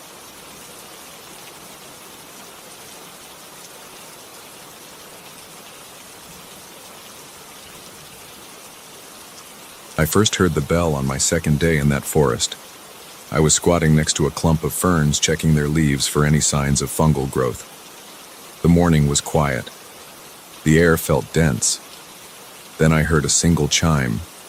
It wasn't loud or echoing, but it was clear enough that I looked up right away. My heart thumped. I didn't see any buildings. There were only thick trees and mossy ground in every direction. I stood there with my mouth half open, listening. Nothing else happened. The bell went silent. I was there on a research project. I was supposed to collect samples of local plants, label them, record growth patterns, and then send everything back to the lab in town. It was routine work. I had done it many times, but never in such an isolated spot. My campsite was at least 2 miles from a dirt road, and that dirt road was itself about 20 miles from any small settlement. There was no reason for a bell to ring out there. I felt uneasy. My skin prickled. My hands felt shaky for a moment, but I forced myself to ignore it and went back to my plants. Later that afternoon, I heard the bell again. It sounded like it was coming from somewhere uphill. I tried to follow the direction of the sound, but it faded before I could pinpoint where. The trees were thick and the ground sloped in odd angles. By the time I reached a cluster of ancient pines, I wasn't sure where I had started. The sound never returned that day. At night, I couldn't stop thinking about it. I lay in my small tent, eyes on the nylon ceiling. I listened to the breeze moving through the leaves. I kept waiting for another chime. Eventually, I fell asleep. The next morning, I decided to take a more organized approach. I packed up a small backpack with some water and snacks. I took my compass. I also grabbed a small notebook to keep track of my location. Around noon, I heard that same bell. It was faint, like it was coming through a layer of thick fabric. I tried to remain calm. I wrote down the general direction. I walked slowly, trying to keep my footsteps quiet, as if I might scare the bell away. After about 15 minutes, I heard it again. It sounded a bit clearer. I changed direction and tried to go straight toward it. The undergrowth was dense, and the terrain was uneven. My boots sank into patches of wet soil. My jeans got ripped by thorny bushes. I kept going until I reached a small clearing. At first, I didn't see anything that looked like a bell. I saw a flat patch of grass. I saw stones covered in moss. Then I noticed a large structure near the center of the clearing. It was made of old, dark stones, and it looked like an arch. Hanging inside the arch was a metal bell, greenish with rust and age. I felt a rush of adrenaline. My mouth went dry. I swallowed hard. The bell was big, maybe 2 feet wide. There was a thick rope attached to its clapper, but the rope was frayed at the bottom and just hung there unmoving. I approached it carefully. The bell looked like it hadn't been rung by a person in decades. Moss trailed down one side. The arch had cracks running through the stones, and chunks of it were missing. I looked around for any sign of footprints or paths, but I only saw untrodden grass. I stood there, my hand on my chest. My pulse felt strong against my palm. The area was silent. I wondered how it had rung at all. I walked a slow circle around the structure, checking for wires or anything that could have made it chime. I found nothing. I stayed in that clearing for over an hour, waiting to see if the bell would ring again. It didn't. So I left, but I noted my exact coordinates in my notebook. I returned to my camp. I ate a quick meal of canned beans and crackers, then tried to relax. That night at around 10, I was cleaning my mess kit when I heard 3 distinct rings echo through the forest. Each ring was spaced out by a few seconds. My hand jerked so hard I almost dropped my pot. My heart pounded. My stomach felt tight. I grabbed my jacket, turned on my flashlight, and rushed out of my campsite. The sound seemed to be coming from the same direction as before, but it was too dark to navigate properly. My flashlight beam caught tree trunks and branches. I tripped on exposed roots. Eventually, I gave up, but I could still hear those 3 rings in my head as I lay awake in my sleeping bag. The next day, I packed up more supplies and went back to the bell. Once again, it was silent. I stared at it for a long time. I touched its surface. It felt cold, even though the day was warm. I gave the rope a little tug, and the bell shifted just a bit, making a short clank. I jumped back, half afraid it would unleash some noise. But it stayed silent. Around the arch, the grass was thick. Beneath the grass, I saw stones set in a sort of rectangular pattern, like a foundation of something that used to stand there. There were no symbols, no inscriptions. Everything looked plain, just old. That night, I decided to head out to the clearing in the dark. I grabbed my flashlight, some extra batteries, and a small lantern. I wanted to see if the bell would ring on schedule. I arrived around 9. The moon was covered by clouds. The clearing felt colder than the rest of the forest. I set up the lantern near the edge, turned it on, and watched the bell. The minutes ticked by. My breath felt short. My shoulders were tense. It was almost 10 when I heard the first ring. It came from the bell itself, but I swear I didn't see the bell move. I felt this rush of heat in my face, like my blood pressure spiked. The second ring came soon after. It echoed in the clearing. My ears tingled and my legs felt weak. The third ring happened and I saw a faint glow inside the bell. It was a soft, pale light flickering around the clapper. It looked like a small electric spark, but there was no obvious source. I stepped closer, shining my flashlight onto the bell's interior. My hand shook. The glow faded. I felt dizzy. My heart wouldn't slow down. My throat felt tight. I forced myself to breathe normally. I stayed still, waiting for more rings. None came. I checked the arch, ran my hand along the stones, looked for hidden devices, anything that might create a light. I found nothing. I only felt rough, damp rock and cold metal. I turned off my lantern for a moment and peered inside the bell with my flashlight. It was just empty space, an old metal clapper and some cobwebs. Yet it had produced a glow. And those rings sounded real. My eardrums were still buzzing. After a while, I left, more confused than ever. The next few days, I tried to stay focused on my research. I documented plants, took soil samples, and mapped out different species of moss. But every afternoon, I'd hear a random ring in the distance. And every night, around 10, the bell rang 3 times. I tried to ignore it, but my body refused to stay calm. I'd break out in cold sweats. My chest would tighten. I'd feel a hard thump in my temples. Sometimes the nights seemed endless. I'd sit by my campfire waiting, knowing the bells would come, and they always did. One evening, I decided to bring a small camera to the clearing. I wanted to record the bell. I set up my tripod and aimed it at the arch. At 10, it started. The bell rang once, echoing around me. I pressed record. My hands were clammy. The second ring made my heart pound. I felt the camera shaking under my grip. The third ring came, and that same pale light shimmered inside the bell. I stared. My muscles tensed. The light flickered, then died out. I stopped the recording and played it back, but I only heard static. There was no bell sound on my video. I squinted at the screen. The bell looked normal, with no glow. It was just dark. My hands started trembling.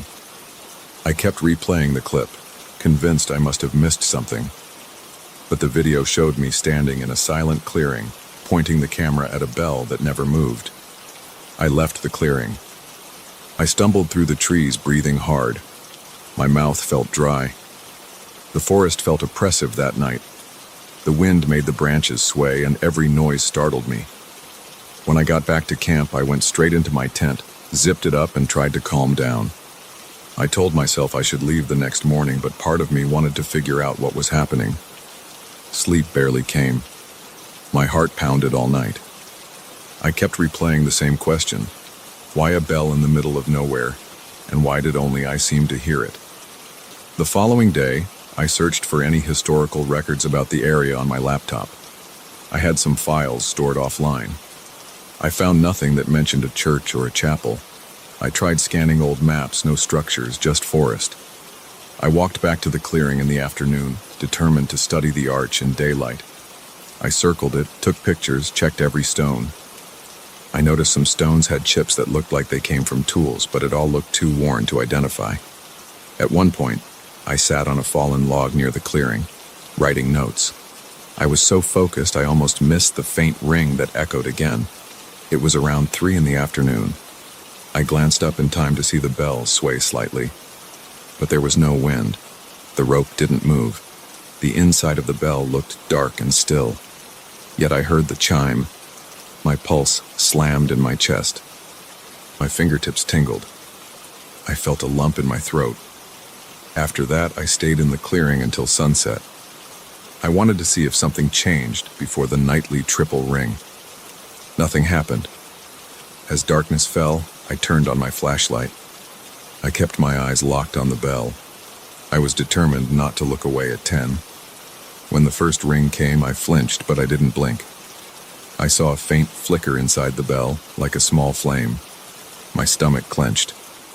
The second ring followed. The flicker grew a bit brighter. I took a step forward, ignoring the sick feeling in my gut. The third ring arrived, louder than before. My head throbbed with each beat of my heart. My palms felt slick with sweat. The light glowed stronger for a moment, then vanished. Once again, the bell hung silently. I reached for the rope, intending to pull it. My hand trembled. The rope felt damp and rough under my fingers. My mind raced. I wondered if pulling it would provoke another ring or some new phenomenon. I decided to tug it gently. The bell made a dull clang. Nothing else happened. No second glow, no immediate supernatural effect. My breath came out in a shaky exhale. I dropped the rope and stepped back. My shoulders were rigid with tension. I felt like I had tapped into something I wasn't prepared to handle. I left the clearing, wiping the sweat off my forehead with the back of my hand. Back at camp, I tried to write down my observations, but my pen kept slipping because my hands were sweaty. I drank some water, ate a protein bar, and tried to steady my nerves. I thought about leaving. The forest no longer felt peaceful. It felt like it was pressing in on me. But I wanted answers. I felt this pull, like I was already in too deep to walk away. I told myself I'd stay one more night.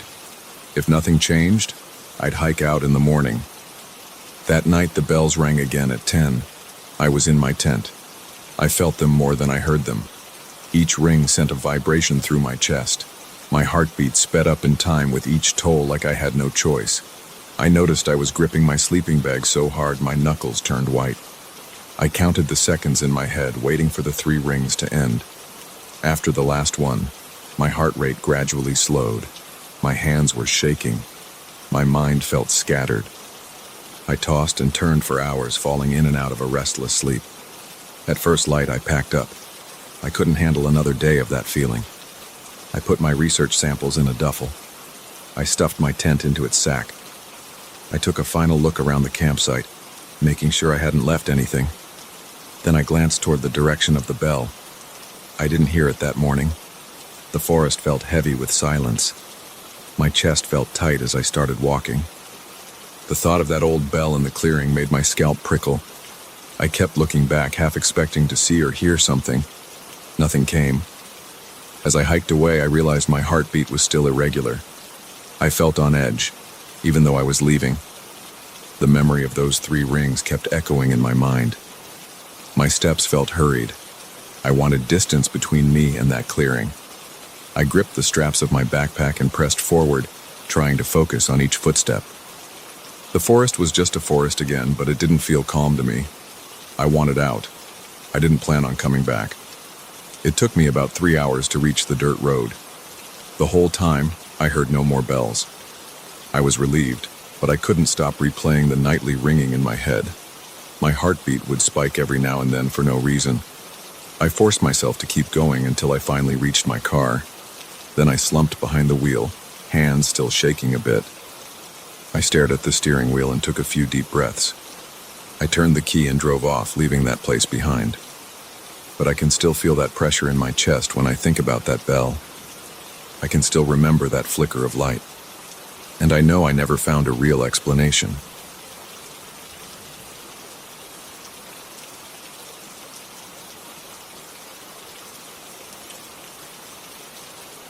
I never expected to feel uneasy about an ordinary mirror, but the one I brought home from the antique shop was different. It had a thick gold-colored frame with swirling shapes on the edges. It felt heavier than it looked, and the shop owner didn't say much about it. He just wrapped it up and took my money without making eye contact. I shrugged it off and left, thinking I had found a unique decoration for my living room.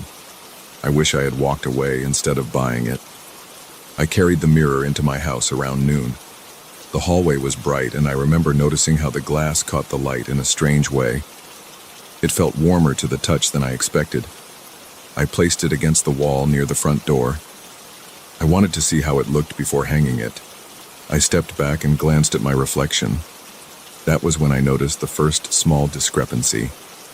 My hair looked the same. My face looked the same, but there was a dark spot on the shoulder of my shirt in the reflection. I looked down at my actual shirt and saw nothing. The fabric was clean. It made me pause. I looked back up, and the spot was gone. The reflection was normal again, and I figured it was just a smudge on the glass. I went to the kitchen, grabbed some glass cleaner, and wiped the mirror until it looked spotless. That afternoon, I walked past the mirror several times, checking out my reflection without thinking about it too deeply. There was this slight flicker at the edges, like my reflection was lagging a fraction of a second behind my movements. I frowned at it and assumed it was my imagination. I work long hours, so I told myself I was just tired. I decided to place the mirror in the living room, above a small table I have near the window. It took some effort to hang it. I used a level tool, hammered in a solid nail, and carefully lifted the mirror into place. When it was done, I stood there to admire my work. I walked to the center of the living room to see if it was aligned properly. I glanced at the mirror's reflection of the space behind me. Everything seemed correct. My couch was where it should be, the curtains were drawn to one side, and the lamp was in the right corner. Then I noticed a door behind me in the reflection. It was the door that leads to my basement storage area. In real life, the door was closed, but the mirror showed it slightly open.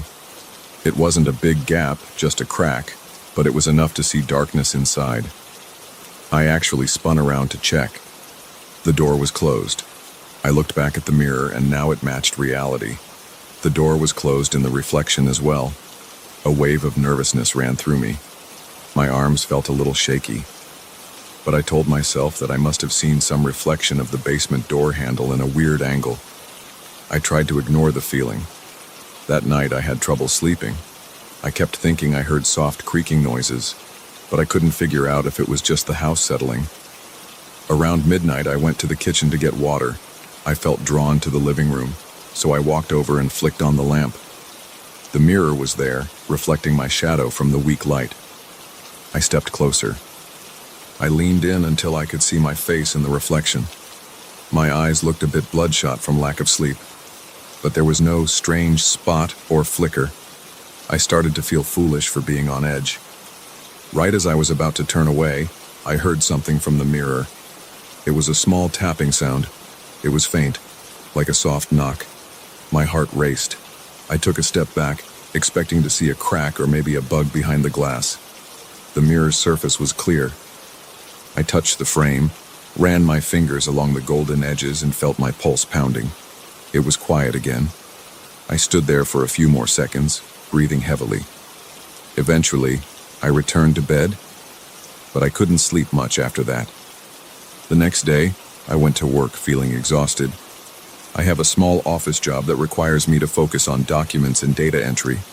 I was distracted all morning, glancing at my phone to check the time, wondering what I would see when I got back home. I told one of my coworkers about the weird mirror.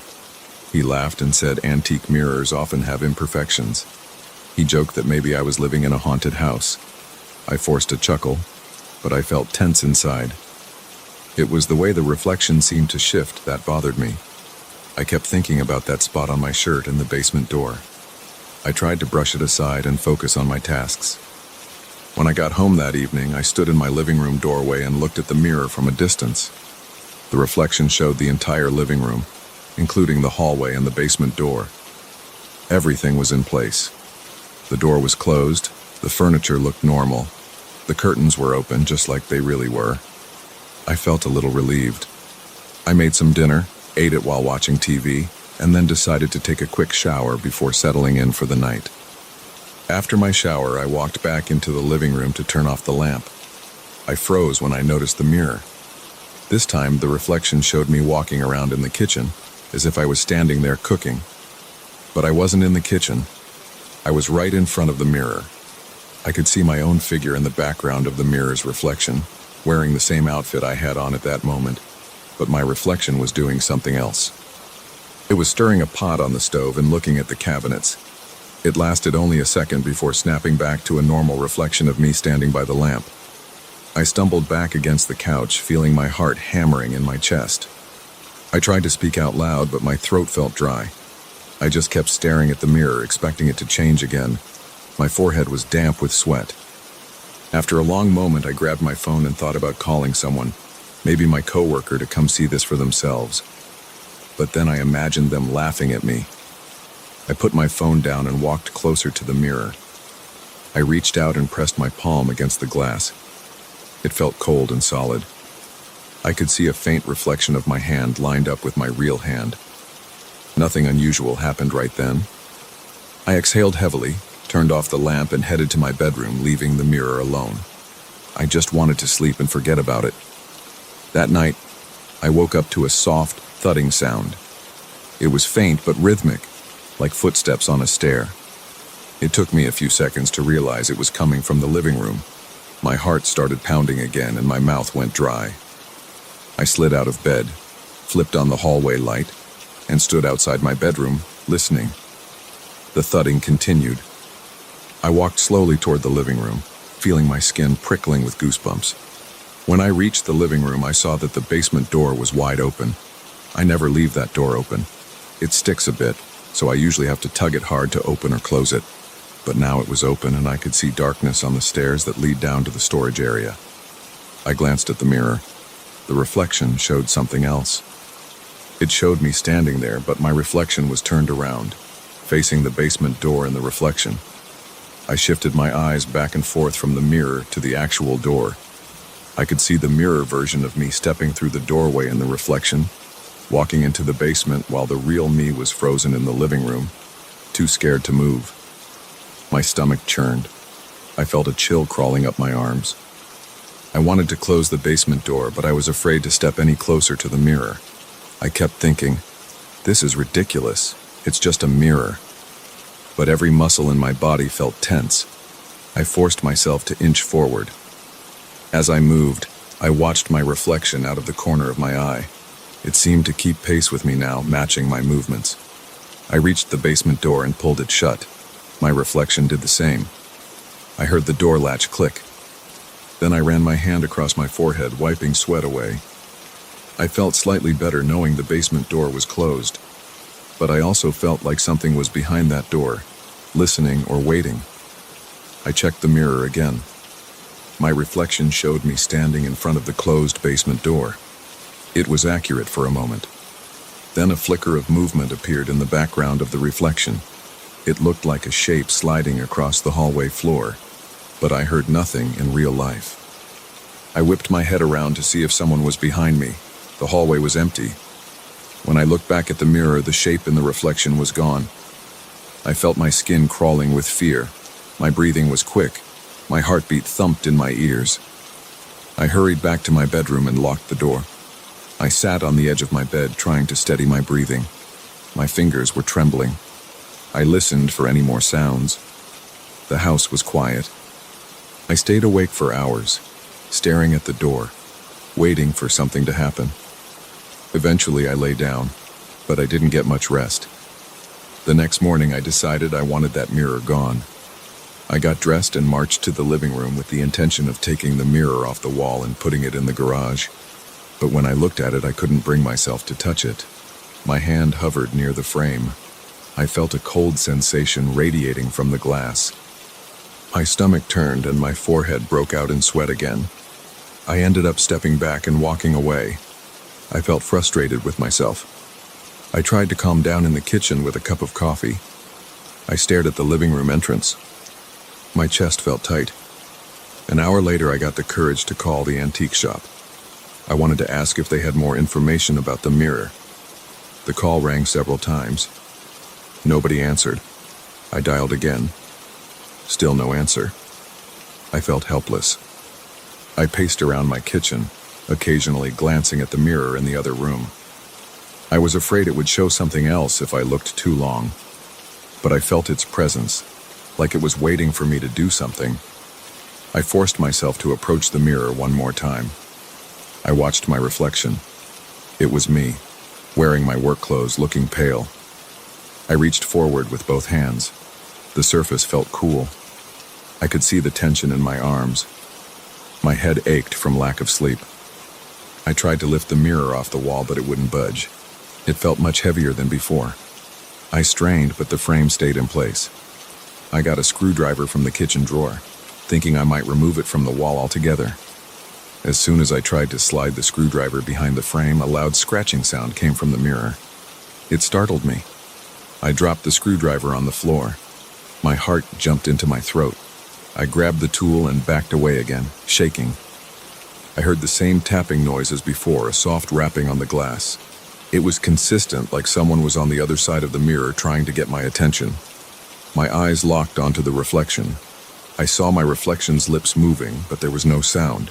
It looked like it was trying to speak or call out. But the real me stood there silently. I felt nausea rising in my stomach. I took another step back, but the reflection remained close to the glass, lips forming words I couldn't understand. My ears rang. My breathing was shallow.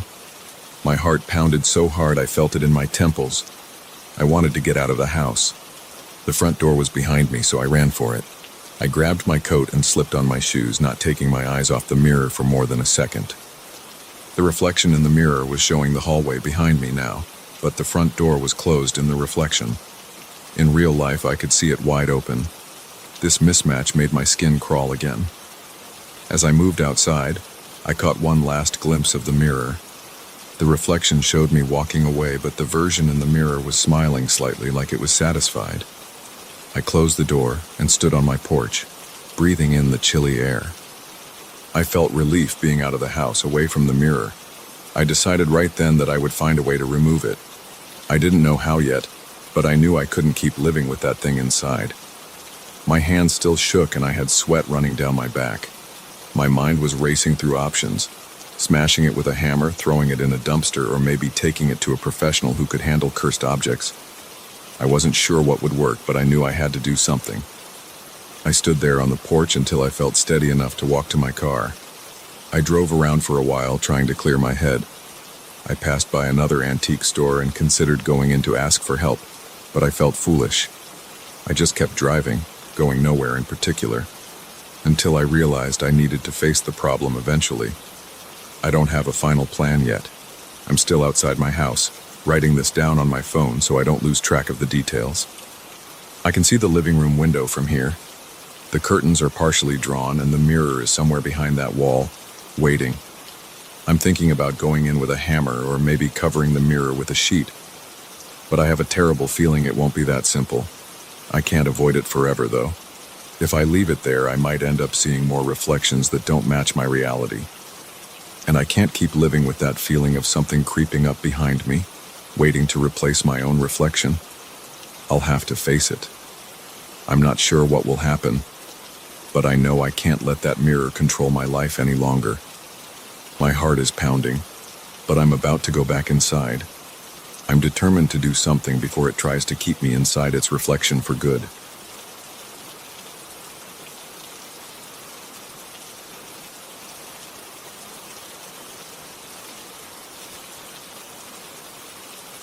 I felt uneasy the second I stepped onto that old farmhouse porch. The boards creaked under my boots and the air felt stale against my face.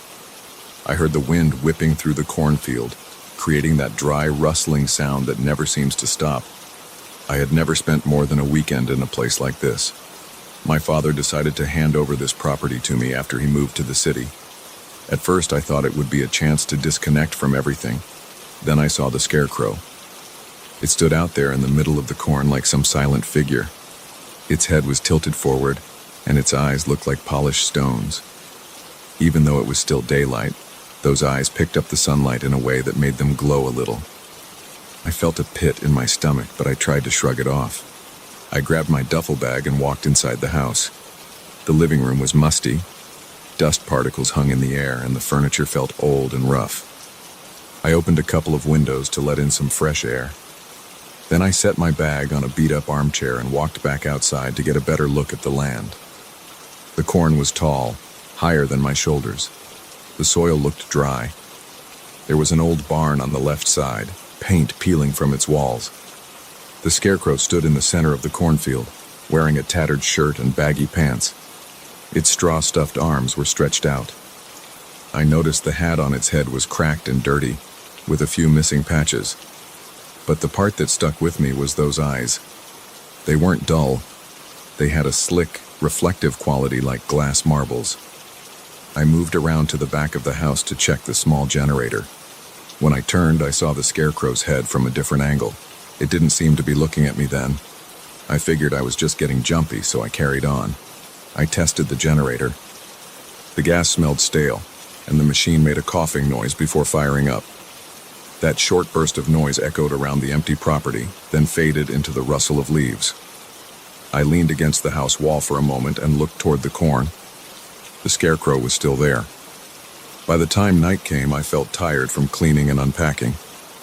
I turned off the lights in the living room and looked out the window. The moonlight cast a faint glow on the corn. I saw the top of the scarecrow's head above the rows. Its eyes reflected the moonlight like two wet stones. I stared for a moment, and my breath caught in my throat. I felt an odd pressure in my chest. I told myself it was just a scarecrow, a stupid piece of cloth and straw. I forced myself to walk away from the window and head to bed. I didn't sleep well. The wind outside sounded like whispers brushing against the windowsill. I kept thinking I heard footsteps on the dry dirt. At one point I sat up in bed because I was sure I heard a crunching sound right under my window. I waited for a few seconds, holding my breath. My ears were tense. My mouth felt dry. Then I told myself it was probably a branch falling or something like that. Eventually I drifted off. The next morning I walked out to the porch with a cup of cheap coffee in my hand. I looked across the yard and into the cornfield. The scarecrow's arms were in the same position, but its torso seemed to be angled differently. It was slight, but I could have sworn the thing had turned a few degrees. I actually felt my stomach tighten. The wind wasn't strong enough to shift that scarecrow. It was mounted on a thick wooden post. I took a deep breath and decided to check it out up close. When I reached the scarecrow, I noticed something on the ground. The dirt had these weird shapes etched into it. They looked like spirals inside circles. Some lines shot off in random directions. I bent down and touched one of the grooves. The soil was a little damp, like it had been disturbed recently. I got a whiff of something earthy and bitter. I stood back up and looked at the scarecrow's face. The head was made from a burlap sack with the eyes sewn in, but the eyes weren't normal buttons. They were smooth and shiny, like actual stones. I tapped one with my finger and it felt cold. It reflected my own image back at me. I stepped away and looked around, expecting to see someone else out there. I saw nothing but corn stalks swaying in the breeze. Over the next few days, I kept myself busy. I repaired a loose board in the kitchen floor. I checked the roof for leaks. I tried not to think about the scarecrow, but every time I glanced at it from the window, I felt this little jolt in my chest. It started to get under my skin. On the third night after I'd turned off the lights, I looked outside again. The scarecrow was turned more toward the house. I wasn't imagining it. Its torso faced my direction. Those glassy eyes picked up the moonlight, sending little glints toward the living room window. I locked the door and shut the curtains. My heart pounded. I lay on the couch with a blanket over me, listening to the wind and every soft creak the house made. That same night, I heard the distinct sound of footsteps moving slowly across the yard. It wasn't the house settling. It wasn't the wind. It sounded like someone stepping on gravel, one crunch at a time, deliberate and cautious. I held my breath. I could hear my own heartbeat in my ears. My palms started to sweat. I thought about getting up and checking, but I felt frozen. Eventually, the steps faded. Then I heard rustling in the corn like somebody was walking between the stalks, pushing them aside. The next morning, I woke up stiff and sore on the couch. I went out the front door and walked around the property looking for footprints. I couldn't find any solid shoe prints, but I noticed more of those strange symbols carved into the dirt near the edge of the cornfield. They were bigger this time, like someone had used a stick or a tool. I crouched down and traced one of the spiral patterns with my finger. The edges were sharp, like it had been done overnight. I shivered. My arms felt cold, and I realized I was sweating. I looked up and saw the scarecrow leaning forward a bit. I backed away. I decided I needed to remove it, or at least inspect the post. I grabbed a claw hammer from the barn and marched into the corn. The air felt thick. I couldn't hear birds or any usual morning sounds. It was just the rustle of the corn stalks. When I reached the scarecrow, I took a firm grip on the wooden post. I yanked, but it wouldn't budge. I pulled harder, pressing my foot against it for leverage. The post felt like it had grown into the ground. I hammered at the base, but it barely splintered. It sounded almost like striking solid rock. My head started pounding from the effort. My eyes felt strained. After a few minutes, I gave up, panting. I looked at the scarecrow's face, and those eyes seemed to watch me. My chest tightened again. I hurried out of the cornfield back to the barn and left the hammer on a workbench with shaky hands. That evening, the moon was bright.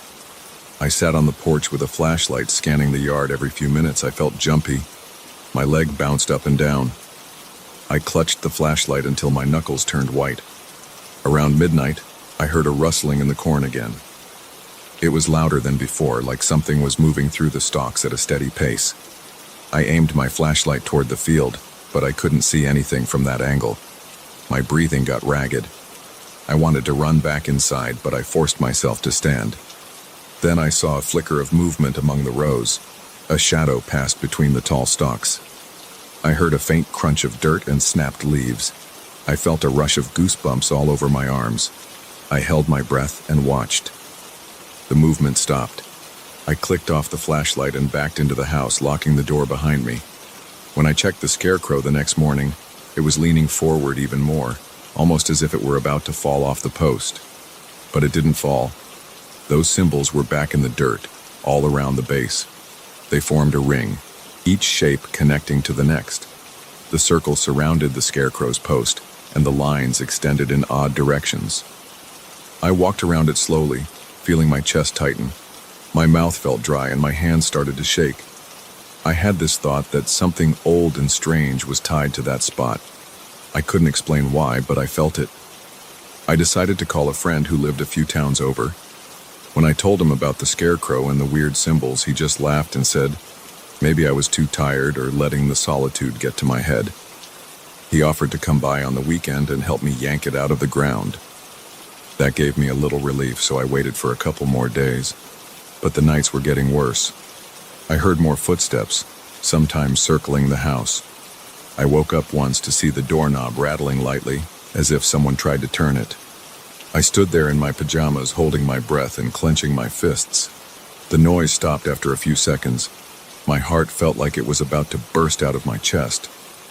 On the day my friend was supposed to arrive, I stood on the porch and watched the driveway, but he never showed up.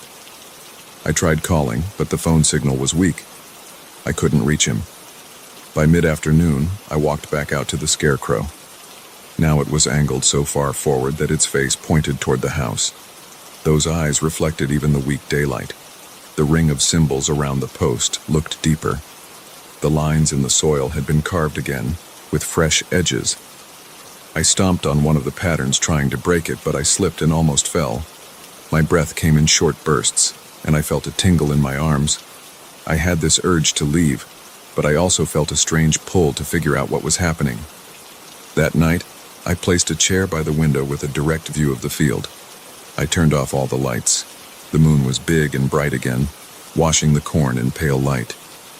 The scarecrow was in the same position, that forward lean, the arms slightly spread.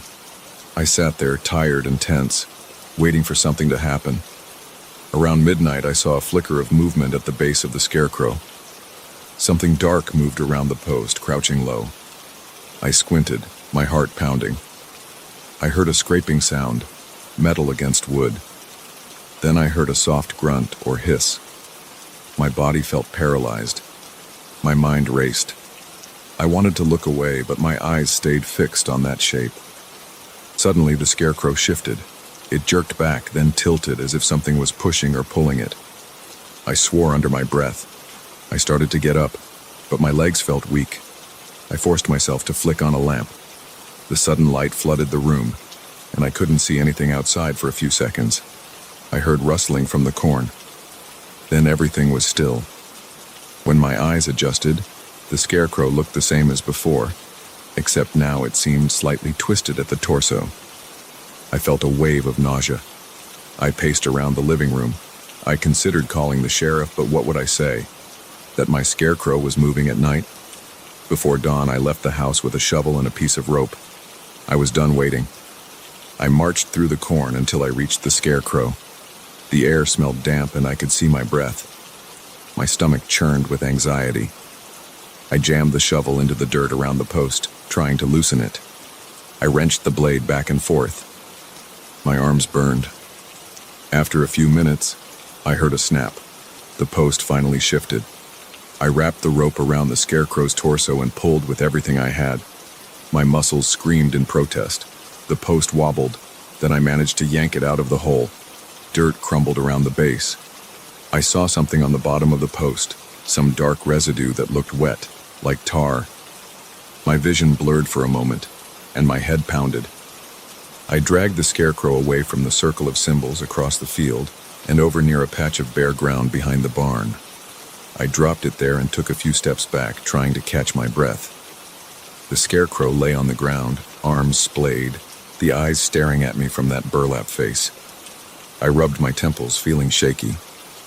I didn't know what to do next. I just knew I had to keep it away from that spot in the middle of the corn.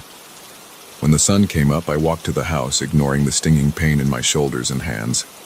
I planned to load the scarecrow into my truck and dump it far away from here. But when I returned, it was gone. The rope was still there, coiled in the dirt. The ground looked disturbed, as if something had scraped across it. I searched the area, breathing hard, sweat dripping down my forehead. I heard the corn rustling again, but it sounded distant. I didn't see the scarecrow anywhere. My thoughts raced. I wanted to pack my things and leave, but I felt stuck, like I couldn't abandon this place without knowing what was going on. I'm still here now, pacing around the house and checking the windows every few minutes. There's no sign of the scarecrow behind the barn. The cornfield is dead quiet, but I can't stop glancing at it. I feel like those stone eyes are waiting for nightfall. The silence is unnerving. My heart beats heavily and my hands keep shaking. I can't hear anything except my own movements. I'm afraid to go out there again, but I also can't stand the tension. I'm standing by the window, watching the rows of corn. I'm waiting for some sign of movement. I'm waiting for that cursed scarecrow to show itself again. And I can't shake the feeling that it's watching me from somewhere close, still keeping that constant, impossible vigil over this land.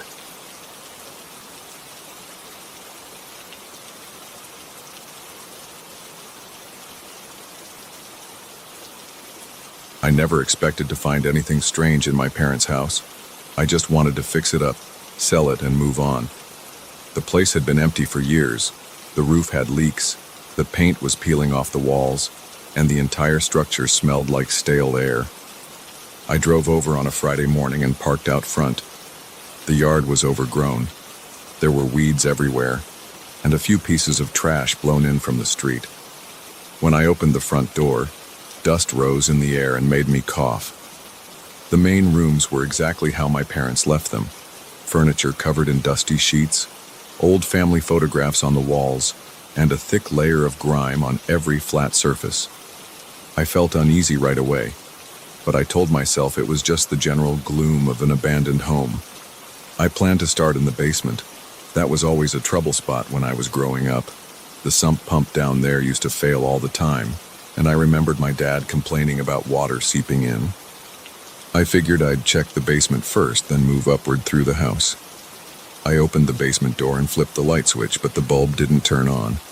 I used my phone's flashlight and walked down the steps. Each step creaked. At the bottom, I saw water covering the floor. It was about ankle deep, but it looked stagnant. It had a dark brown color, and it smelled old. It smelled rotten, almost like dirty laundry left out for weeks. My stomach tensed up. I shined my phone's light around. The old shelves were water damaged, cardboard boxes had split open, and some old tools were rusted. The water made a faint trickling sound against the walls, as if it was trying to find a way out. I noticed some pipes in the corner near the sump pump. They were partially submerged. I figured I'd need a bigger pump to clear this. There was no sense in trying to fix anything until I got that water out of there. I felt annoyed, but I also felt a little rush of adrenaline. I liked the idea of solving a problem, even if it was gross and damp. I went to the hardware store and bought a heavy-duty submersible pump. I also got thick rubber gloves and boots. I took everything back to the house and set up the pump in one corner of the basement. I ran a hose outside through a small window so the water would drain onto the lawn. When I plugged in the pump, it hummed and started sucking water. I watched the water level slowly go down. At first I was relieved. Then about 10 minutes later I heard a sound. It was a muffled hum. I felt my skin prickle, and I turned my head to see if there was something behind me. There was nothing there, just the walls and the moving water. I tried to shrug it off. I blamed the pipes or maybe the pump itself. As the water drained, I heard that hum again. It sounded like a voice trapped underwater, but I couldn't make out words. My ears started ringing, and I couldn't tell if I was just imagining it. I moved closer to the pump. The noise got louder, but I still couldn't understand it. Then I heard something that sounded like my name. It was low and garbled, but I felt certain I heard it. My heart started pounding. I turned off the pump. The moment I did, the hum stopped. The basement was quiet, except for my breathing. I stood there with my flashlight, scanning the basement walls. Water was still draining out of the pump hose, but at a much slower rate because I turned the power off. The basement had a strange echo. The dripping from the ceiling joists sounded louder than before. My phone battery was running low, and the basement light was dead. I decided to leave the pump off for the day and come back with better lighting. I locked up the house and drove home, trying to calm myself. I told myself I was stressed. I even thought maybe the sound was wind passing through cracks in the foundation. The next day, I arrived with a proper flashlight, some extra bulbs, and a new fixture for the basement. I installed the light fixture, hoping the electrical lines were still okay. It took a bit of fiddling, but eventually I got it to work. A single bulb lit the basement. The water had come back overnight. The basement was flooded again, just as high as before. The pump was still in place, but it was half submerged. My frustration grew. I didn't understand how the water was returning that fast. I pulled out my phone to call a plumber, but I decided to try draining it again by myself. I turned on the pump. The hose outside spewed water onto the grass. I watched the level drop. 10 minutes in, I heard the hum. It had the same garbled quality as before, like a voice behind a wall. It kept coming in short bursts. My muscles tensed and my jaw locked. I felt sweat beating on my forehead even though the basement was cold. The sound grew clearer. It said my name again. My flashlight shook in my hand, and I caught myself standing completely still. The pump whirred, and the basement light flickered for a second. I turned and saw the water move in a circular pattern. It was forming a shape that looked like a head and shoulders rising. I felt my pulse in my neck. The shape vanished when the pump stuttered. The water swirled around it, then settled into an uneven ripple. I turned off the pump and stared at the water. My breath was quick and shallow. I waited a few seconds, then walked over to the center of the basement. I tried to see if there was some trick with the water flow. My boots sloshed through the water. It rose almost to my calves now. I leaned in and reached a hand into the water. It felt cold and slimy. I touched the concrete floor. I felt no openings or strange currents. I stood up and braced myself. My nerves were on edge. I felt a pang of fear in my chest, but I told myself it was just my imagination. I decided to go upstairs and check the plumbing lines from the main floor. I went to the bathroom and kitchen, but I didn't see any major leaks. The pipes seemed old, but intact. I went back to the basement stairs and looked down. The water was calm again. I flipped on the pump one more time to see if I could catch that shape. The motor hummed. The water started draining. I stayed at the top of the steps with the flashlight aimed at the floor below. After a few minutes, that low hum came back. It started like a faint vibration that built in volume. It sounded like someone saying Thomas, which is my name. I gripped the railing. My whole body felt cold. Then the water changed shape again. A torso and arms pushed up from the surface. It had the outline of shoulders and a head. I heard it say, Thomas. I almost dropped the flashlight. My heart hammered in my chest. I switched off the pump, and the shape sank back into the water. The hum stopped. My own breath sounded too loud in the silence. I turned off the basement light and locked the door. I walked outside, got into my truck, and just sat there. My hands were shaking. I didn't know who to call. I thought about calling a friend, but I didn't want to sound crazy. Instead, I returned to the hardware store and asked for advice about heavy flooding. The clerk suggested a stronger pump or even a backup system. I bought a second pump. I also grabbed a few floodlights and some rubber sheets. My plan was to drain the water as fast as possible and try to spot any hidden cracks or holes. I wanted to see if there was an underground spring or something else feeding into the basement. I refused to think about the shape or the voice. That evening, I set up both pumps in different corners of the basement. I placed the floodlights around the walls so there were no dark areas. The basement looked bleak under the bright light, with stained concrete and rusted pipes. I turned on the pumps at the same time. The water started to drain quickly. For a few minutes, nothing happened. Then I heard the hum. I tensed up and forced myself to keep watching. The water churned. My name echoed in that garbled voice. The shape rose more defined than before. I saw what looked like a human face formed from flowing water. It had no distinct features, but I could see indentations where eyes and a mouth would be. The arms moved in slow motions as if trying to reach me. I felt my knees weaken. My breathing was ragged. My head pounded. I shut off the pumps, and the figure collapsed into the flood. I dropped to my knees in the water. My jeans got soaked. My body was shaking.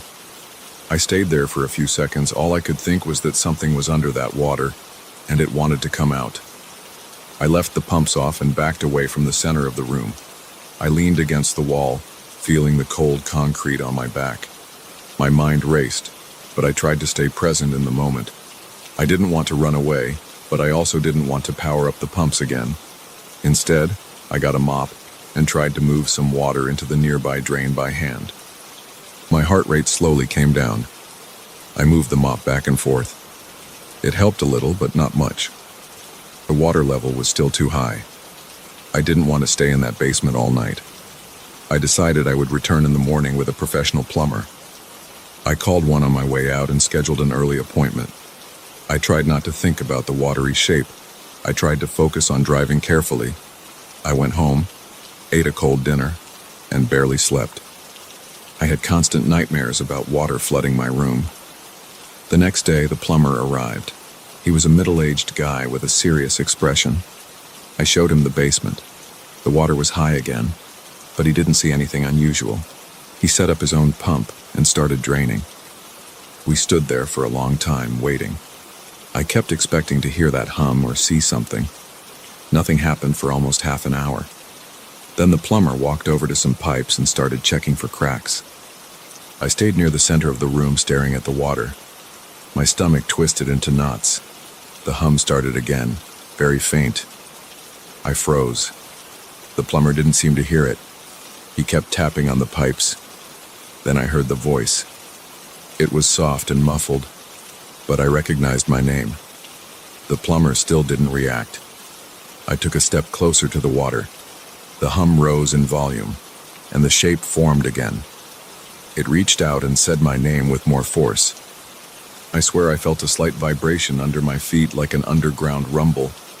I called for the plumber, but when he turned around, the shape sank back into the water. He looked at me and asked what was wrong.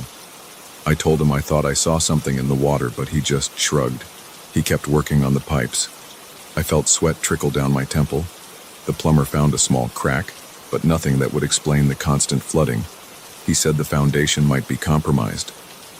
He recommended calling a foundation specialist. He left around noon. I stayed behind. I sat on the basement steps, staring at the water. I felt a strong urge to let the pump run. Maybe I could see the shape at its most solid point and figure out what it was. I plugged in both pumps again. Water gushed through the hoses. I watched the water level drop. My heart pounded. I heard the hum grow louder. My arms trembled. The silhouette started to rise from the center of the flood. It was taller and clearer than before. It had a visible head, neck, and torso. I heard it call my name. I smelled a musty odor from the water. My vision blurred at the edges. I stared at this shape, trying to see if it had eyes or a mouth. The water swirled in place, and I noticed the arms stretching toward me. My entire body tensed. I didn't speak. I couldn't. I felt a thickness in my throat. The silhouette stood there for a long moment. I heard dripping from the walls. The pumps kept whirring. The shape advanced a few inches, then wavered. The voice sounded desperate. My name came out in a slow, distorted tone. I panicked. My hand slammed against the pump switch and I turned it off. The shape collapsed. The water sloshed and the basement went quiet. I stood there with my boots sinking into the wet floor. My muscles felt like they were about to fail. I walked backward until I reached the steps. I went upstairs, locked the door to the basement, and leaned against it. I was convinced there was something in that water. It wasn't normal. It was calling me, and it wanted out. I spent the rest of the day trying to decide what to do. I paced around the kitchen, checking the phone, debating whether to call someone else. I looked through some of my parents' old documents. I found receipts for foundation repairs from decades ago, but no mention of anything else. I didn't see any reference to a hidden cistern or a well. By evening, I realized I needed more specialized help. That basement wasn't just flooded. It held something I couldn't explain. I made a plan to call a team that dealt with unusual structural issues, but I felt unsure if they'd know what to do. I also felt a growing sense of dread. I closed the curtains and tried to rest on the old couch in the living room. I dozed off for a while. When I woke up, it was dark outside. I decided not to go near the basement again that night. I left the pumps off. If the water rose again, so be it.